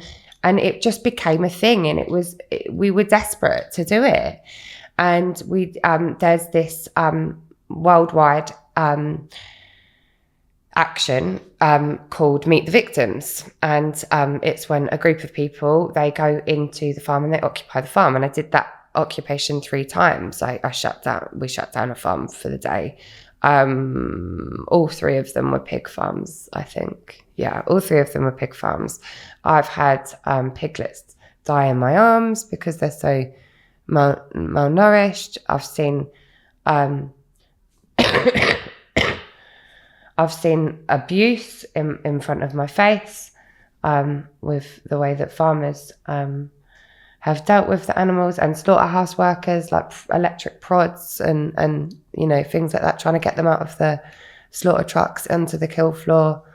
One day I begged the slaughterhouse manager for 2 hours to show me a slaughter, and he let me in the slaughter room, and I watched a horse being slaughtered. There's a horse slaughterhouse in Swindon.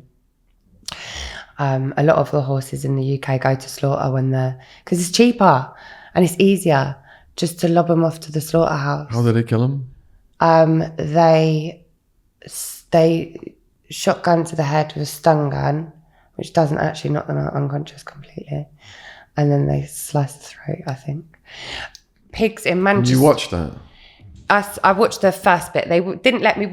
He made me go out the room as soon as he was about to slice this horse's throat, because he didn't want me to see that, because he knew how awful it was. It had taken me hours to let me get in and to see this. And then he said to me, "Don't worry, he's dead now." This horse was not dead. This horse was still moving with their eyes open. But I wanted to stay really calm for the horse and let the horse know I was there. This was not right. Was it looking at your horse? Oh yeah. Yeah. I was literally as close as you are to me now with this horse. And I loved animals, and by then we'd created this huge connection with animals. Like it was an exceptional connection to their pain more than anything, and how big this was. Like, it's huge how much we use animals. It's beyond belief. And the thing is that the terrors and the horror are things that people don't know what they're buying into. So we're buying the lovely organic milk with the friendly cow, with the friendly farmers and the happy cows and the happy chickens, but it's far from the reality. And if a chicken goes from this size to this size in record time because of hormones, and a human eats that, aren't they eating the hormones? Exactly. And one of the biggest catalysts in my change and me wanting to do this was because I did some research after my mum passed away with the links from illness and disease and consuming animal products.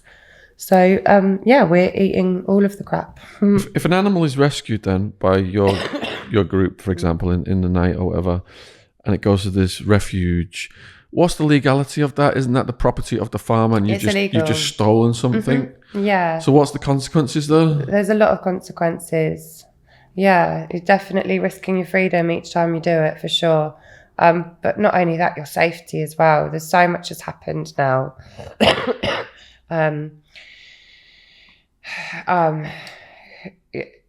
And going back as well, with you saying like that's a lot, like it leads to fast burnout, especially things like vigils and not being able to do anything. That's why people were taking it a step further and going in and getting them out of there, because vigils weren't cutting it. Watching these animals week on week going into these slaughterhouses and not being able to do anything, unless there was the very odd time where we would beg and we'd get an animal released, or an animal was injured and they're not legally allowed to go to slaughter if they're injured or unwell, and something else would happen.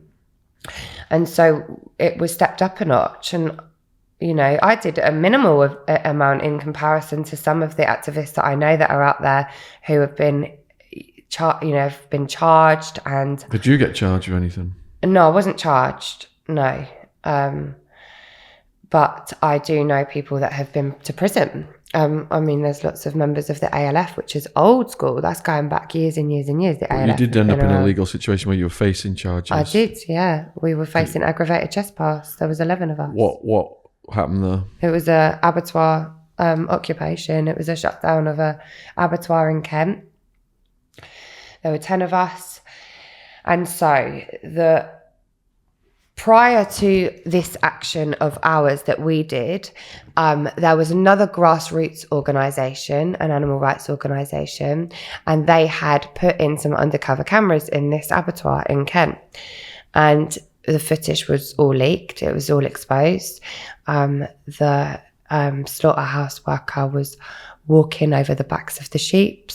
And then there was an occasion where the sheep is literally trying to leap out of the kill floor room, and they're supposed to be zapped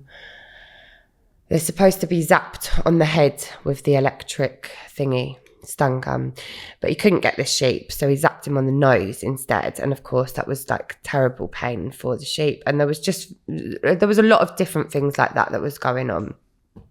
And that was nothing. Like, that is absolutely nothing. Like, I know it sounds awful, and it really was for that poor sheep, but that was like, it's almost like a delightful experience to watch in comparison to some of the things that I've witnessed on and off the screen, really and truly. Like if we, So the cops come out to that one? yeah, the cops While came you were in straight there? away. We went in at about 3:00 in the morning. The cops were there not long after at all. We had a silent policy, so we didn't say a word to them. So they just come in? All day. They came in, tried to talk to us, took our water away from us. It was a boiling hot day. One of us passed out. They didn't just grab you and pull you out?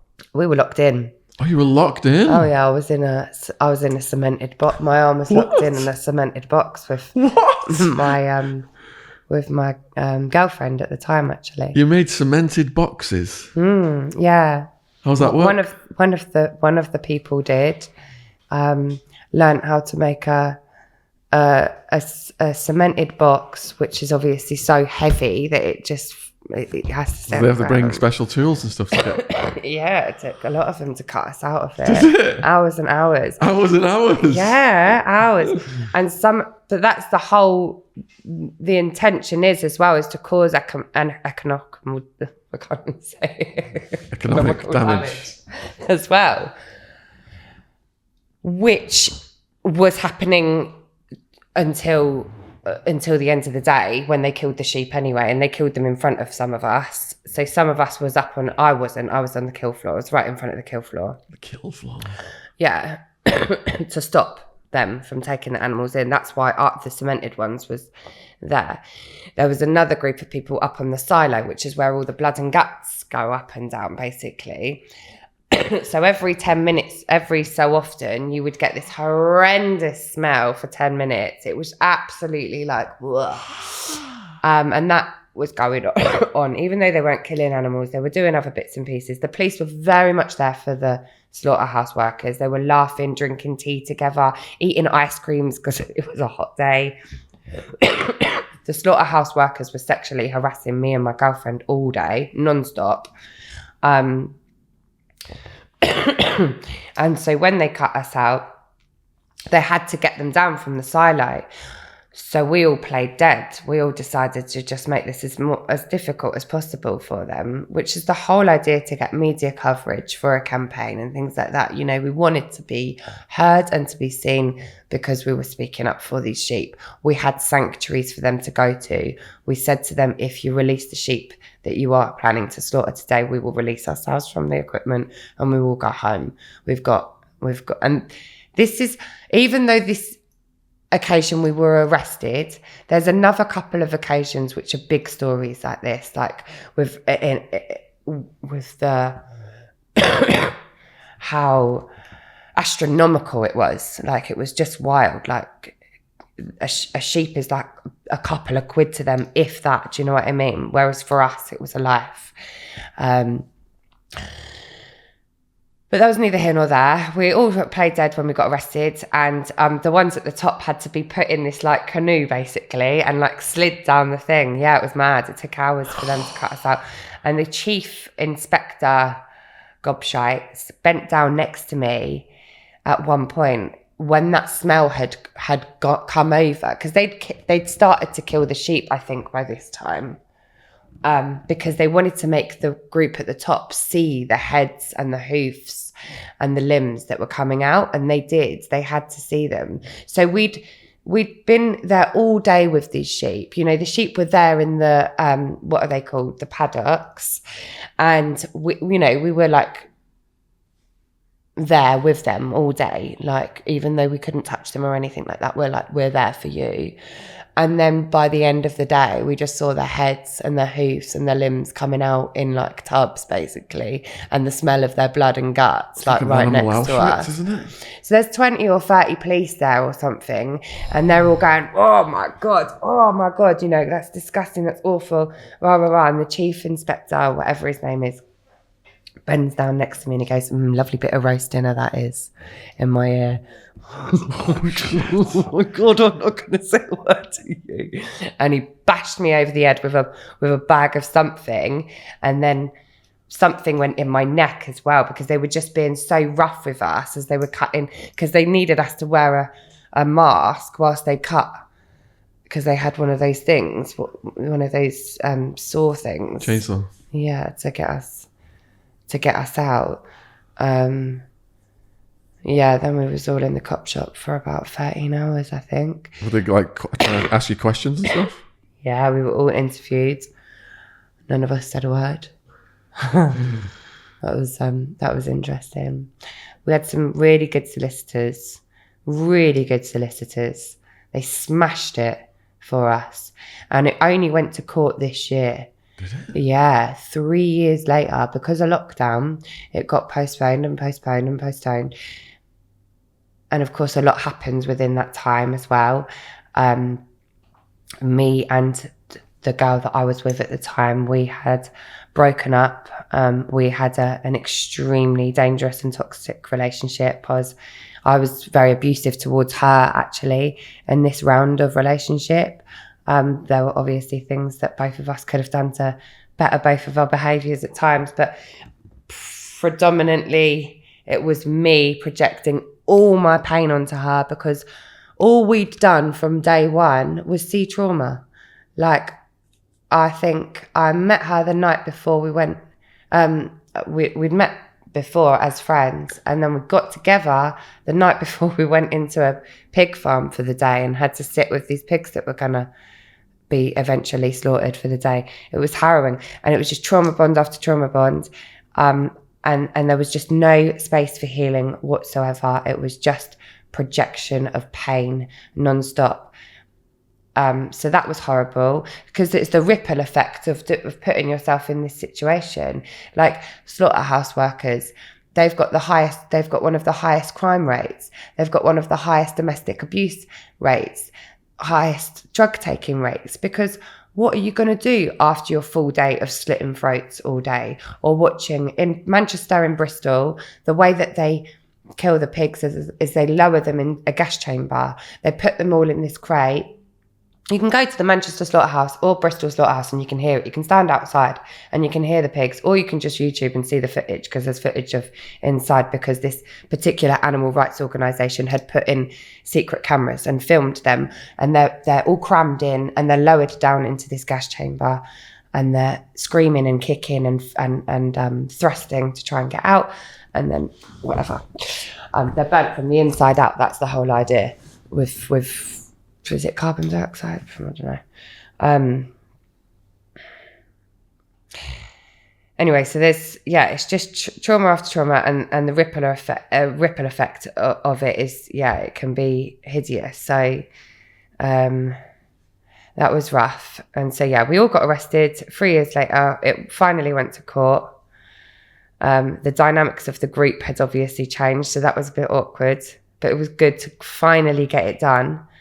The footage was showed in the courtroom, and other bits and pieces that I'm not even sure whether I can divulge yet. But then the judge was diagnosed with cancer and had major surgery to have. And within a couple of days, he'd said, actually, you don't need to come to the court for the verdict. We'll do it over video call. And then another couple of days, it was, don't worry about turning up to the video call. And then it was, everybody's not guilty. One of your friends ended up with brain damage by a cop on one of these. Yeah, I wasn't there. And I don't even know whether was it in this country or was it another one? But a friend of a friend was caused brain damage, because police are very violent towards us, because they're protecting slaughterhouses and farms. They're not on our side. Hunt sabs, the hunt sab groups that go out and they try and sabotage the hunts. They're out all the time and they're constantly having to deal with the cops, but the cops are never on their side. And there's a lot of violence that goes down in sabbing. People have been beaten to a pulp, put in hospital, limbs broken, ribs broken, faces smashed up, possessions smashed up. So much stuff goes down. And I've heard about a couple being beaten to a pulp in a farm. And this was during lockdown, so it's obviously getting more dangerous. And of course, the more that farmers and abattoir workers were clocking on to us investigating and raiding and doing rescues, the more they were tightening up, and the angrier that they were getting as well. This is their business. Like, to them, the animals are called livestock. They're their product that they're selling. So they're fuming, you know, they're angry. But I've also had some extremely powerful conversations with slaughterhouse workers and farmers as well, and we've all got a heart. So yeah, it's very interesting. It's been very, very interesting, that like psychology of it all. Yeah, it was also shit scary at times, you know, going into a farm in the middle of the night and trying to rescue an animal is hands down the biggest poo your pants situation you're ever going to be in, because you don't want to get busted. Because if you get caught, that animal's going back. That animal's not coming with you.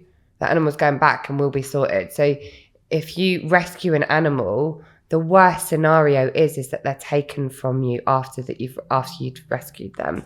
And one night especially, this was magical. It was a full moon, and we went to this farm, which was actually out. The pigs in this particular pen were outside. It was an outside pen, and we managed. I was absolutely bricking it. I was so nervous beyond belief. And we saw this one pig, and he was laying down, and the rest of them were all running around. And so I just jumped the fence, picked up the pig, got back over the fence, and we ran. And there was 3 of us, and this pig was heavy. He was a few months old. Pigs are 6 months when they're killed for slaughter. So when they're that big, even though they look like they're old, they're not. Sheep are 6 months, pigs are 6 months when they're slaughtered. They're fattened up to be that big. They're not naturally that bloody big, you know. Little chicks are 40 days old. They're supposed to be like that. I've had rescue chicks at that age when they haven't been fed growth hormones, and they're diddy little things. But the trouble is, any animal that is rescued from an industry, mostly chickens in particular, they don't survive because they're so genetically modified. They're not built to survive. They're built to live until a very, very young age when they're good enough to eat. So majority of the chickens that we would rescue would die within a few months. But a couple of the chickens that we'd rescued lived a very, very good life for like just over a year. You know, it was great. And it was such a huge celebration when that happened. But that's the shocking factor of it. So yeah, one night, so we got this pig. Oh my God, it was disastrous because you just have to be so fit running away with an animal in the middle of the night. You have to have lung capacity, and I definitely didn't have that. And so we're literally just about to get to the car. We're about 5 meters away from the car, and we see a torch, and it's 2 cops, and they're stood at the top of this hill, and we've got this pig in our hands. We just, all of a sudden, I just switch into this drama mode and make up some bullshit story about finding this pig in the field and blah, blah, blah. And eventually the police let us go because we say we're going to take him to a vet. And either they were very naive and not experienced police officers, or they knew what was going on and they were just letting us just rescue a pig for the night and allow it. Do you know what I mean? But that was a magical story. And that pig is still alive and loving life. Yeah. So while all this was going on, your dad died. Yeah, so Dad died when I was 32. He was a lifelong alcoholic. Him and his wife passed a year prior to his passing, also of neck and throat cancer, which he also had. So they were 20-40 a day smokers and would drink, litres of whiskey and wine a day.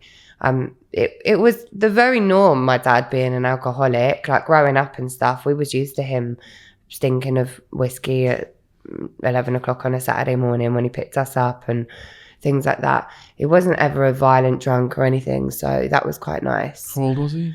He was, when he passed, how old was he? I don't know, like 60s? Yeah, early 60s? Yeah. Yeah, so we had our fair share of times when we didn't get on. We were both addicts. So it was going to clash at some point. But we also had a bit of a place in each other's hearts because of our addictions. But yeah, it was bound to kill him in the end, bless him. He did last a long time. You know, they kept saying, like, come and say your goodbyes. And we'd go and say our goodbye. And then a few months later, he would still be around. So yeah, he did good. And did lockdown change your life? So during lockdown, the strip clubs shut, and we were the last industry to reopen as well, the very last industry to reopen. During lockdown, I was in a relationship with that girl that I'd met through activism, and it was very toxic, and I was very abusive and badly behaved towards her numerous times. So it was a very upsetting year, like a very highly emotionally draining year or two. And I also had and we were doing as much activism as possible, but it was also very difficult during lockdown as well. It was dodgy. Didn't really know what we were doing and when we could do it. And luckily at the time I had a sugar daddy who I'd just met in my last stint in the strip club in Bournemouth. I was working in Spearmint Rhino. That was my first club as well. Fiora's only in Spearmint Rhino, so I'd known that club for 15 years on and off. I went to the LA one of them and the Vegas one of them. Did you know? What were they like? Oh, I'll tell you later. I bet they were wild, weren't they? Yeah, I bet. Yeah, so I can't remember what I was going to say. You said you had a sugar daddy. Yeah, that's it. I met this guy just before lockdown hit. What a touch that was, because he saw me through lockdown and I got a lot of money. What did he do? What, for a living? Yeah. Insurance company. Insurance, yeah. He owned it. Yeah. Oh, yeah. Yeah. Yeah, he had a lot of money, a lot. And I got a lot of money from him. And that was very, very helpful. And very, very grateful for it. During that time, which was extremely lucky because so many people were obviously on their arses financially during lockdown. And I hadn't started webcamming yet. That wasn't really going to be an option for me at that time. So yeah, I was lucky, but I was faking a relationship with him. And then I was in a relationship that I didn't want to be in myself as well. So I was not in a good place at all. I was all sorts of angry and upset. Do you mean the relationship with the woman? Yeah. Because I wasn't in love with her. I loved her, but I feel like it was much more of a bond through the experiences that we'd had together and the similarities and the compassionate hearts that we had as well. So it was very bizarre. And I'd always been with men mostly, but it was kind because it was feminine and that was very nurturing during a time of witnessing just awful things. Yeah. I can't believe the amount of family tragedy you've had because the next thing, your sister gets diagnosed. Yeah. 2020 COVID. Yeah. I know. And right, the thing is with this is that my eldest sister, she was, we've been close to my mum and dad the whole time. There's never been any separation whatsoever. It was mum and 3 girls and their dad being an all right dad type thing, like as and when he could and had the capacity, which I have a lot more compassion for. Now I know much more about addiction and alcoholism. And so my sister was my mum's full-time carer. She dropped everything in Australia and left her life in Australia, including her boyfriend, and came to be mum's full-time carer. So her life was zapped from her. Like she just went into a shell of herself. And then dad got ill. Then dad's wife got ill and she became a bit of her carer too, because she was very good at this by now. And then dad was ill and she became dad's carer also, managing things like the nurses coming in and the medication and the finances and just all of the bits that go along with dying and with having a terminal prognosis. And so we're like, okay, you might get a 5-minute break now, sis. You've done your time. And within a year, she was diagnosed with a grade 4 breast cancer herself. And so, first of all, there was no word terminal. So it was like, okay. And then it spread to, and then she got the all clear in February this year, and then got told that it spread to her lung. So she now has a secondary lung cancer. It's actually a form of breast cancer, but in her lungs. And recently it spread to her second lung as well. And she's 41 years old. She's 42 in December. So young, really young. God. So then the most recent business venture was the webcamming, was it? Yeah. Yeah. What gave you the idea for that then? Because of the lockdown, was it? Yeah, my friend had done it for years, webcamming. I'd known girls that had done it, and she kept going on about it, and I was like, oh, it's not for me, can't be bothered. Stripping was my thing. I was part of the furniture at strip clubs, and it was just easy for me. And I'd become a top earner by this time as well. I was making money and not doing drugs, so it was a good situation. And then then my sugar daddy and I broke up, and I knew I needed to make some money myself. Why did you guys break up? I couldn't hold down the act anymore. It was he was so irritating towards to me. I couldn't pretend anymore that I fancied him or loved him anymore. And I just blew up in the end. Like, you can only take so much of something. I think definitely the fact that I was with that girl at the time as well, woman, it didn't help, because I was just not in a good place either at home or there. If it was one or the other, I might have been able to handle things better, but I didn't handle either of the situations very well at all. So I tried to take my own life at the end of my relationship with her. I popped an enormous amount of tablets because I was seeking her attention. Mainly, I was doing it as a desperate cry for, please, give me what I need, which was a cruel thing to do to myself and to her. But again, my body is pretty clever these days and rejected all of the tablets. And so I was very lucky, because I should have gone. It was an enormous amount. And that was only, that was 3 years ago. And then things started to slowly get better. How did you adjust to webcamming? With ease. I loved it straight away. I was absolutely obsessed. Because they're at a safe distance, aren't they? It was great. Yeah, I loved it. I was on it for hours and hours and hours. Total addictive behaviour with it, because I was making so much money, and I was loving the fact that I was getting all this lovely attention. And yes, they're behind a screen. Anything goes. So it was so interesting and fascinating from the word go. Is it just like they look at you, or do you look at them as well? You can do both, but first of all, depending on what's on, most of the sites are like this. You can have a preview where they can come in and they will see you and you will see them typing, and they'll have a certain amount of time to have a little chat with you, and then choose to go to a private session with you, to a private cam room. In that private cam room, they can say, do you want to do cam to cam? And you'll turn it on so that you can see them as well, which a lot of them like, because they've got things to show you, trust me.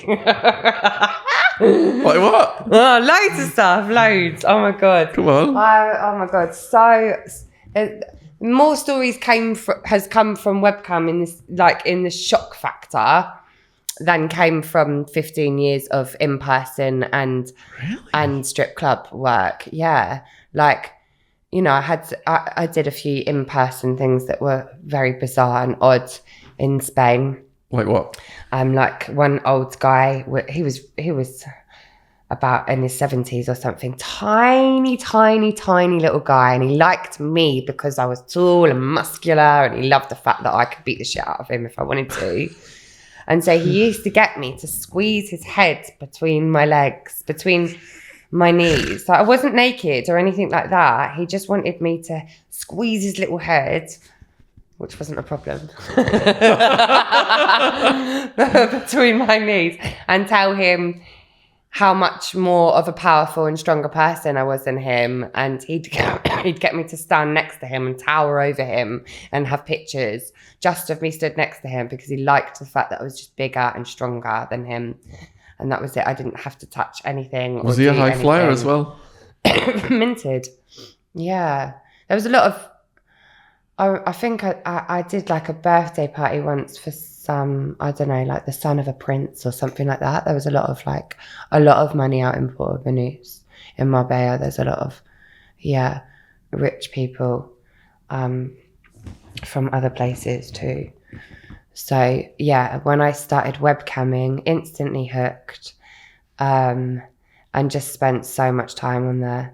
And just being behind a screen felt good. Like, felt nice not to have to go home at the end of the night and be covered in grime, grimy strip club sweat. Do you have to be discerning with these people, even though they're at a safe distance? Do the requests sometimes become unusual or bizarre or unethical? Or... Absolutely. Yeah. Regularly, I get illegal requests. Regularly, I get people who are... Yeah, regularly. And how do you shut that down? So this is a really controversial subject as well, because there's this big belief system that if they are playing out their fantasy with us, then they won't take it elsewhere, and they won't act upon it actually in real life. And I've also had this conversation quite openly with a on the phone once. He told me his story, and that was because some of them are really open about their own story. Some of them are really open, like, I've got daddy issues, I've got mummy issues, like, this is why I like this thing. And you're like, okay, cool. Like, and it's not always okay, cool, obviously. But I had this one guy, and he was sexually abused at a young age, and so he liked young kids, and I mean young kids. And he told you that? Yeah, very open about it. It took a while with this particular guy, but there's other guys that the moment you say, go on, they'll go. As soon as they know that they're in a safe place to do so, they will. And sometimes I do it because I want to investigate a bit more. Sometimes I do, like, not act it out, ask them, like, make them believe that they can talk about it more, because I want to know. I'm really interested as well. And also, how do I know what is the safest option to take? Is the safe option to allow this guy to come at the fantasy that he's got in his mind with me, or is the better option to do something about it? If I was to report every single I come across, I'd be reporting more than I'd be making money. It's really common. Yeah. I wonder what the viewers think of this. Put in the comments what you think about, do you just go with it to help them get it out of the system to prevent a victim, or do you think that's just further encouraging that behaviour and it'll create more victims? Let us know in the comments. I'm curious about that. Do you think you could bring one on to talk about it? No. Even if they were disguised?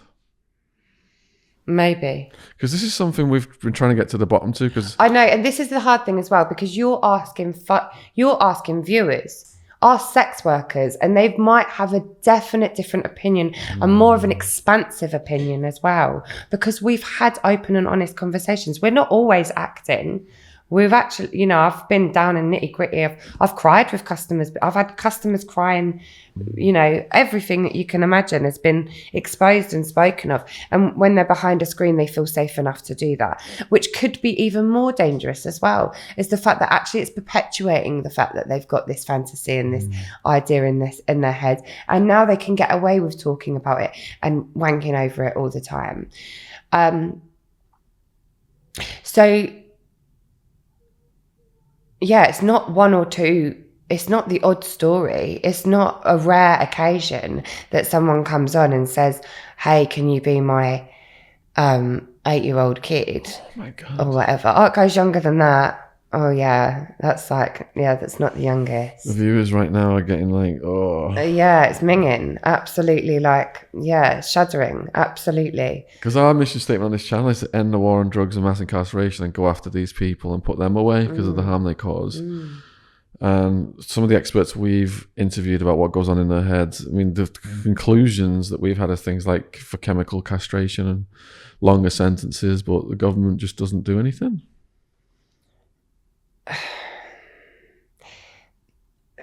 It's hard.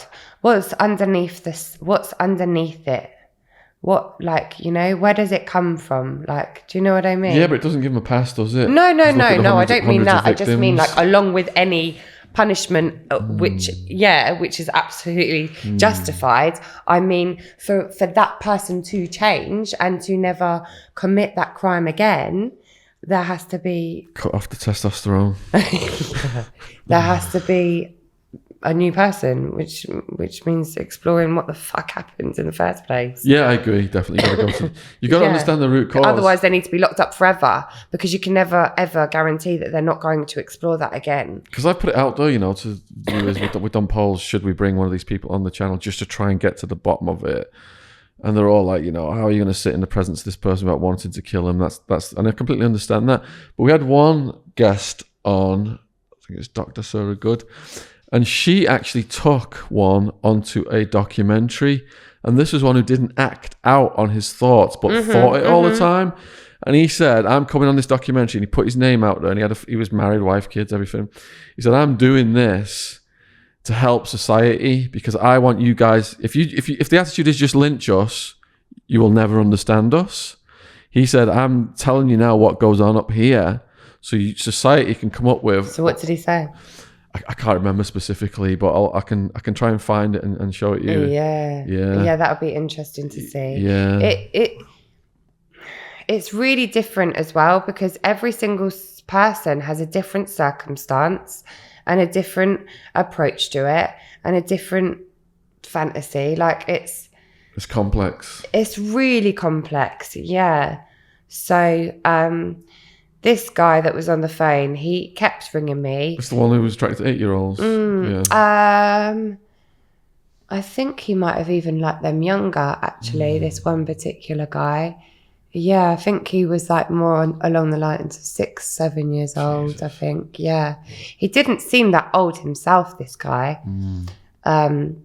I would say he might have been in his 30s or something. So had you played along with him for a bit to get him to tell you these things? Is that how, a little bit. Like, not to the point where my own morals were not being considered, but definitely to the point where... And also in my mind is that I want to help others. I want to, you know, protect children. So how can I find out what I need to find out in order to implement any type of help of any sort? Well, we need to understand the why. And so I try and let them talk sometimes, depending. Every circumstance is individual, it's different. And none of them are nice and none of it's okay. But sometimes there's enough space for the conversation to unfold a little bit more, for me to get a little bit more details to try and piece this puzzle together. But right now I've got no answers, no correct answers anyway. I think I just try and tap into my intuition and try and do what I think is best and safe. I know you said one would probably not come on, but just to ask the viewers then, do you think that would be something that would benefit society for us to have one on and to just actually question that person to what had led to that? Or do you think that's just a completely no-go area and not to do that? Do you think it would be better to get someone that had committed? Convicted one? Or, no, not necessarily convicted, but someone that had actually, committed, rather than someone it just makes you feel uncomfortable, doesn't who's it? Not done anything but is a paedophile because they have this strong. One who's just got a desire for it. I mean, there's not a doubt. Yeah. I think that would be the best place to start with that. Yeah. I reckon I might be able to pluck someone out of the crowd. We would disguise the voice and the face. And everything. Yeah. It might take a while. Okay. But if there's, it might take me a while, but maybe. Yeah, maybe. It's definitely, it's definitely common. It's definitely out there. And there's lots of different opinions as to how we should deal with it. Let's go over to the other kinks in here. On here it says there's a huge variety of kinks you've come across. Yeah, massive variety. Through webcam. Yeah. And what are they then? Yeah, and it's amazing how I think that men that walk into a strip club obviously think that they have to be a particular way in a strip club. And as soon as they're on a webcam, it just changes. They're completely vulnerable, and they just openly express all of these mad kinks and fantasies. And it's just so funny because you just think, look at you being all sensible and stuff in the strip club with your friends, when actually you like to have a tennis racket shoved up your ass. You know what I mean? It's so funny. I've had everything from, I've had one customer that used to go to this prostitute and collect the used condoms that she'd used, whether they were black men, white men, brown men, it didn't really matter. He would collect them. But if they were in a black condom, it was definitely black man's cum, which a lot. And this is one of the most popular kinks now it's called cuckold, and it's white guys, and they like white girls.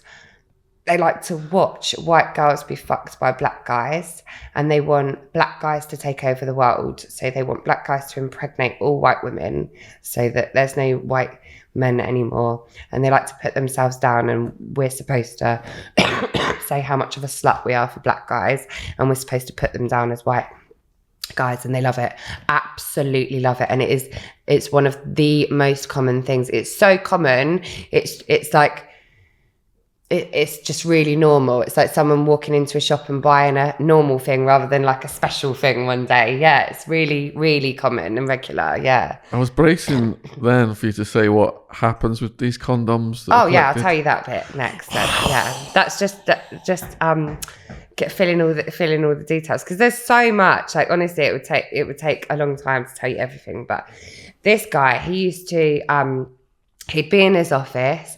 And it's funny because for some guys, like this is like the be all and end all of their week. Like they'll probably prepare for this big, glorious royal wank. And so this guy's sitting in his office. He's got his poppers. He's got his full gimp mask.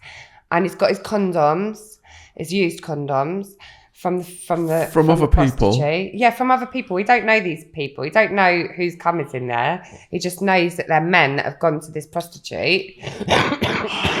Fair play to her. I hope she charged him a lot of money.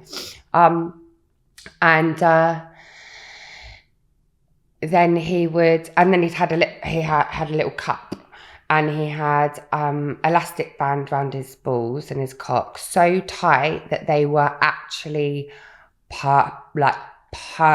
You're watching this? Oh yeah, I was making him do it all. So then I would make him sniff the poppers and get really high, and then he would he'd have a little wank in between with his balls actually like they looked like they were going to explode. Sometimes I'd be so nervous for some of my clients because I'd be so worried about the things that they'd put their willies and their balls into. And so then he would get what would he do? First of all, he'd come into a cup and I'd make him swig that and keep it in his mouth. His own? Yeah, his own. Oh God, yeah. It's so normal. These guys have to drink their own cum. It's mental. And then he'd pick up his black condom and he'd go like this and he'd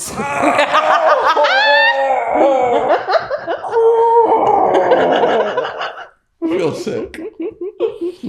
and he'd squeeze it all the way down the condom into his mouth. So now he's got what you call a cum cocktail. Oh, my throat's like... Are you heaving? Yeah. Everyone, look at Joe. It's nasty, isn't it? Oh, I know. And so it takes a lot to shock us. So that's him. I know. This is what's making me feel much better, is the fact that I've managed to get something to shock you after all you've seen and heard. So then he'd have his cum in his mouth and then some other guy's cum in his mouth. And then he would either do one more or he would gargle it. Oh yeah. And that's the part where I had to turn it on mute because that's when I started heaving. He would gargle it. He'd actually go back and go like this. And he had a stranger's cum in his mouth and his own cum in his mouth. Like, yeah. Cum tastes rank, so I don't even know why you would do that. I'm actually speechless, Char. It's disgusting, isn't it? This just stunned me. There's a guy that I keep talking about it like it's in past tense, but it's only like yesterday that I had my last kinky call. There's a guy and he had a findom, which is a financial dominatrix. It's a dominatrix that just demands money, basically. Like, I've dipped my toes into it a few times. I do a variety of things. I don't really call myself a dominatrix or a sub or blah, blah, blah, because I can do all of it or as much as I want to do, basically, and what I'm happy to do with. So there's one guy who's one of my subs, and he had a dom before, and he had sex with a load of guys behind his wife's back, like loads of gangbangs and stuff like that. But she also used to make him do stuff whilst he was at home, on camera to her, whilst he was having a wank at home. And so these things would include, like, one day he had to get his wife's wedding dress out of the wardrobe, lay it out on the bed. He spunked all over it. Then he shat all over it and then pissed all over it, and had to leave it for his wife to come home to. So she came home that day from work, went upstairs to go and put her nice joggers on, and saw her wedding dress laying there, her lovely, beautiful wedding dress, covered in shit, piss and cum. How did he explain that? Well, he would get busted like that, and he would explain that he's got this fetish, this fantasy, and she stayed with him. And then one day he paid his dom late, and she told everyone everything. She sent all the videos of him having sex with loads of different men to his wife, all his workmates, his family. Everyone saw everything. She exposed the lot, everything he'd ever done. And I think his wife still stayed with him. Yeah, that's the shocking part for me. And there's always kids involved, but I think wouldn't you want him to be away from your children? He's a weirdo. Yeah, so that was repulsive. I couldn't believe that. I was like, oh my God, your poor wife. Like, that's just horrible. See a lot of drugs on there, lots and lots of addicts on there. Like, takes one to know one, and I see the gearheads that have got serious problems, and it's really cute because I get a little text from them every so often saying, "Been clean 32 days," and then the next week. My brain's still grappling with what you just said about this man in the wedding dress. I've got a question. Go on. Do you think that was a bit mean of the dom to do that because of the repercussions to his wife and stuff? No. Or do you think he had it coming? Yeah, this is a while now that I've had this response. No. First few years of my sex work career, I might have been like, have some morals. No.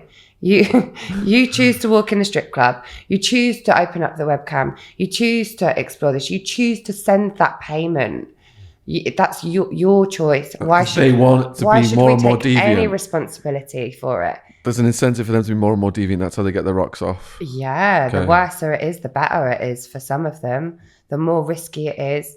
Like one guy gave me his girlfriend's number.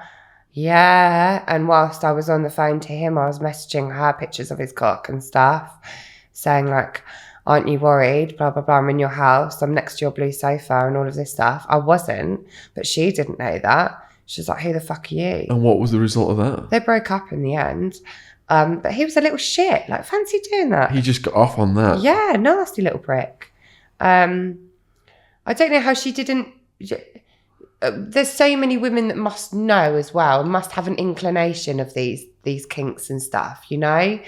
Because a lot of guys like it. I had this one guy from Yorkshire, and he had a wife as well, and he used to like getting dressed up in frilly and sexy lingerie, women's lingerie, which is very common. Oh my god, the amount of guys I've seen in like sexy fishnets and full blown like like they've got better lingerie than me, all of these men, trust me, like it's absolutely mental. And they're like, they want to be girly. It's really bizarre. They're not gay, but they like to be girly Transvestites. and they like to be sexy. No, they'll get with trans people. Not transsexuals, transvestites. Don't even know whether it's that, you know. It's really odd. It's really bizarre. Like they like putting their wife's dirty knickers on. They like feeling sexy in like heels and stockings.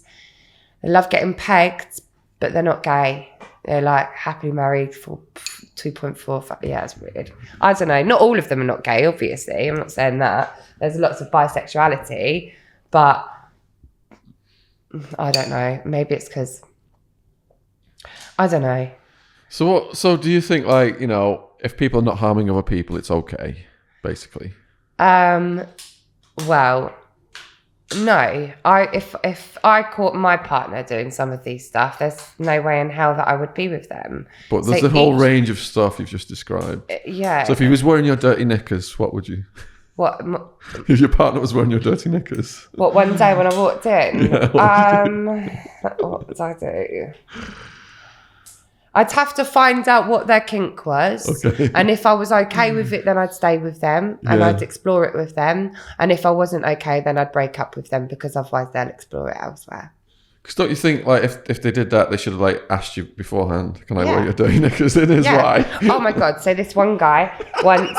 Oh, this is brilliant. This was so funny. Joe's face through this is just through this Is it section. Is it fun? You're what, worried? Yeah, it's very worrying. There's this one guy, and he was doing some work in this house once. Oh my God, this was terrible. And What, he was contracted to do work in a house? yeah, and she was downstairs, the wife. The man must have been at home. The husband must have been at home.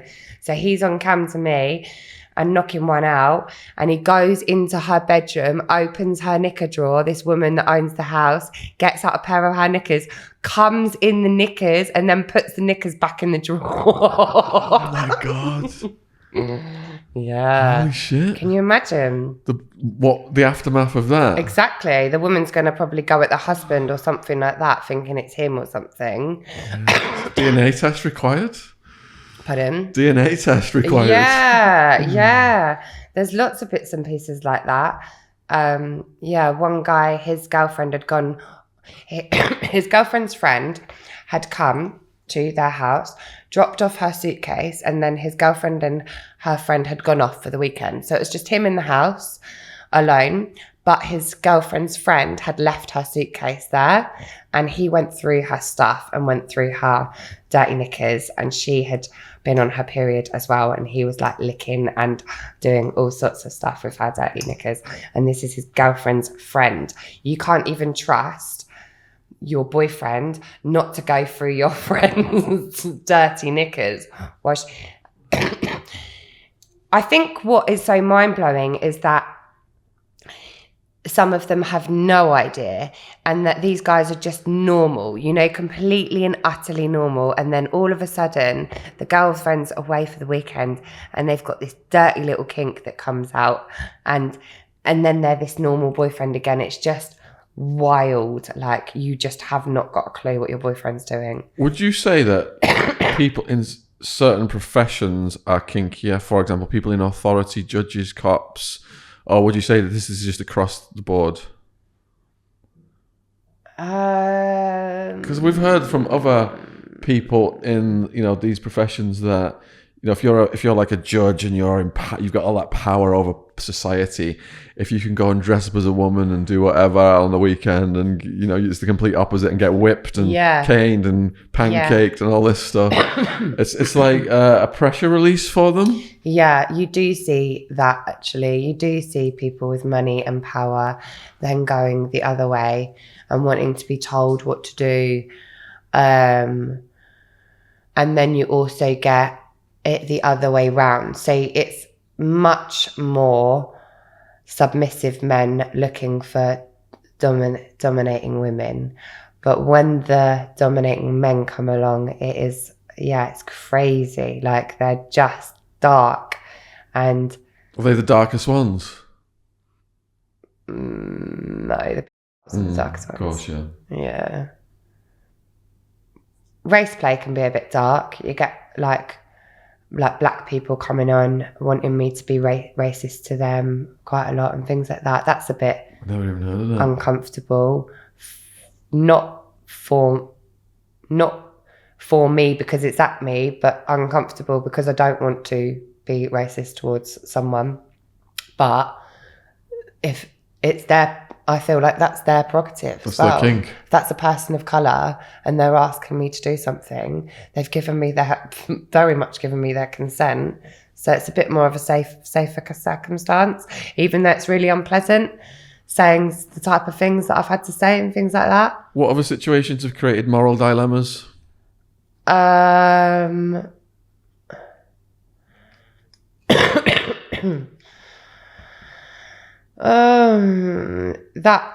stuff is the stuff that shows up the most, to be honest with you. Is there anything that's made you think, I need to contact the police? Yeah. There's been a couple of occasions where I'm like, do I do something? I just tell the people that run the sites and stuff and let them deal with it. Yeah. Because I don't like cops. No. And I can't take it all on, because otherwise I'll be jumping down a rabbit hole of becoming a hunter. Do you know what I mean? Yeah. So you have to just have this like level of let some of it go, not let it go because it's okay or anything like that, but for your own well-being as well. Grief. Yeah. So what is your life like now? Good. Mm-hmm. Yeah, I'm still webcamming, which I enjoy. It's good. I've got a nice, good client base, which is great. Which is about to increase after the video goes out. Not hopeful for that at all. Yeah, if they want the instructions on the squirting. Oh yeah, we forgot that bit. Didn't we? Just let them know my cash app. Yeah. Are you on like Instagram or anything like that where we can include your links? Twitter is Jessica Love UK. And my Instagram is JessicaLove_UK. Yeah, Jessica Love is my work name. And if it is work, then it is always Jess or Jessica. If it is not, then it is Char. But yeah, life's good now. You're a yogi. I am a yogi. I practice yoga a lot. I still train on and off the pole. I sold my pole dancing company just before lockdown. I had a long-term client. She'd become a really good friend of mine. She was very good at pole.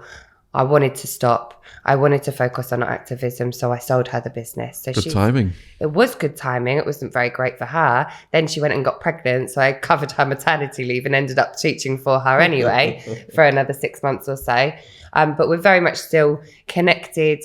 I teach workshops there, so I'll go and do like a specialised workshop, like an exotic pole or something like that, teach the girls some tricks and stuff. But I don't have the business anymore, which feels nice, and wanted to do other things. I wanted to set up and be a facilitator of breathwork circles and meditations, and more of the pranayama. More of the holistic and spiritual side of life. But I don't think I'm ever going to stop this work, to be honest with you. I see these older ladies on there rocking it, and I think good for you. Like, it's given me the freedom in my life that I've wanted, to be able to do the things that I want to do when I want to do them. We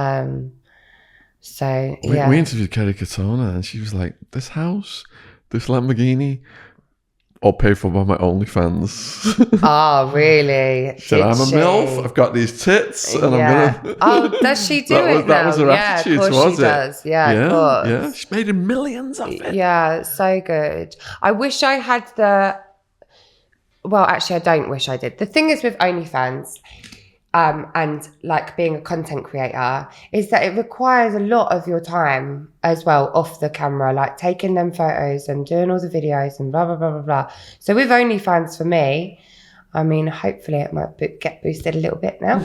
But oh, so you're on OnlyFans? Yeah, I'm on OnlyFans. I'm on a couple of other different sites and stuff as well. So my content is there, but content creating, for me, I'll get a WhatsApp message and I'll get asked to do a personalized video or do a call or something like that. And I quite like that type of work.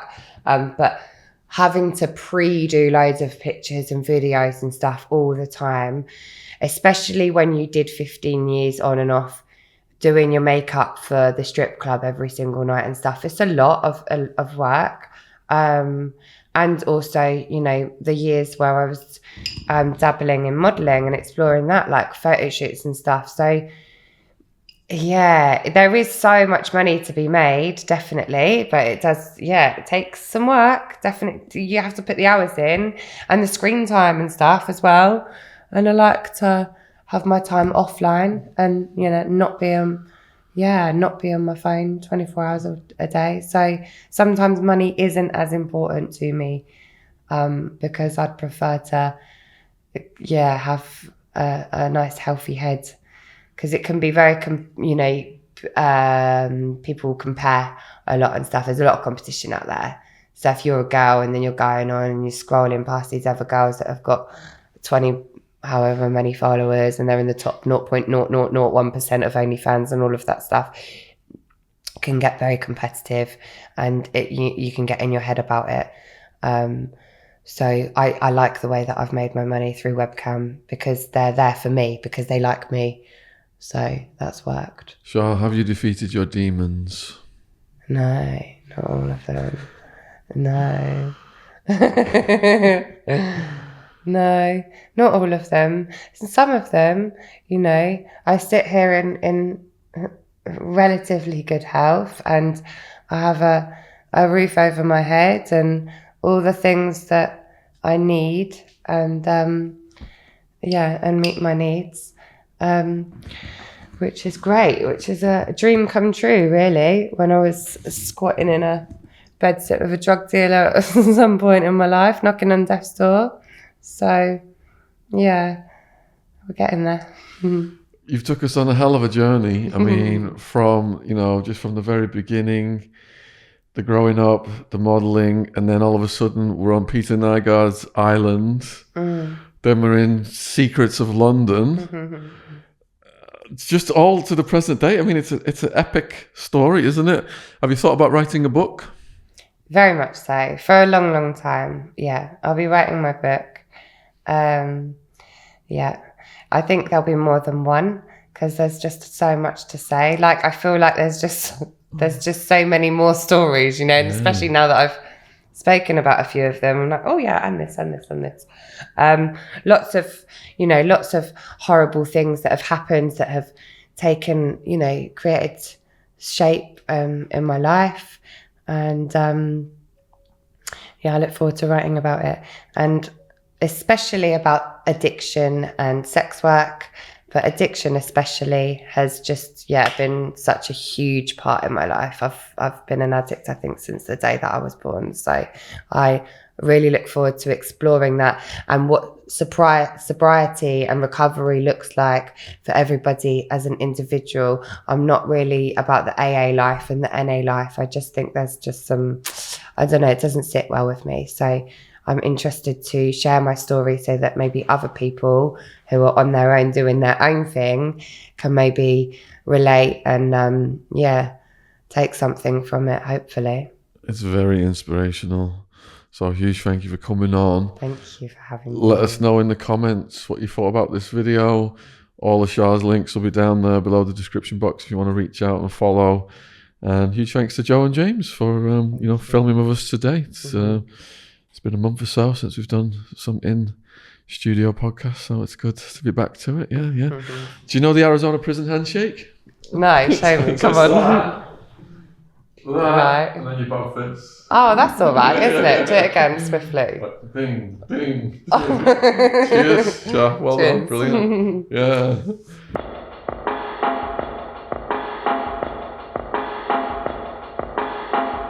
Chet Sandhu's book is finally available worldwide on Amazon. He's one of our most viral podcast guests ever. The book is called Self-Made, Dues Paid, an Asian kid who became an international drug smuggling gangster. Do you want to read some of the back, Jen? Oh, yeah, go the blurb. In 1999, Chet Sandhu was arrested at gunpoint in Alicante Airport for smuggling the largest quantity of illicit pharmaceutical drugs in Spanish history. Interesting. Overnight, he went from living in the shadows of the Costa del Crime's underworld to being labelled a notorious supervillain in the international press. Incarcerated alongside murderers, rapists, and terrorists in a super maximum security wing, he had to navigate a world of murderous knife fights, prison breaks, drug taking, and high-stake power plays. Good bedtime read. In Self-Made, Dues Paid, learn how a British-born Asian kid with disabilities, raised in a corner shop, emerged as a protector of his family from racist thieves and hooligans. Be prepared to be entertained, informed and offended by Chet's no-holes-barred account of raves, drugs, bodybuilding, entering the fashion industry. Did you know that he dated Kylie Minogue and Naomi Campbell?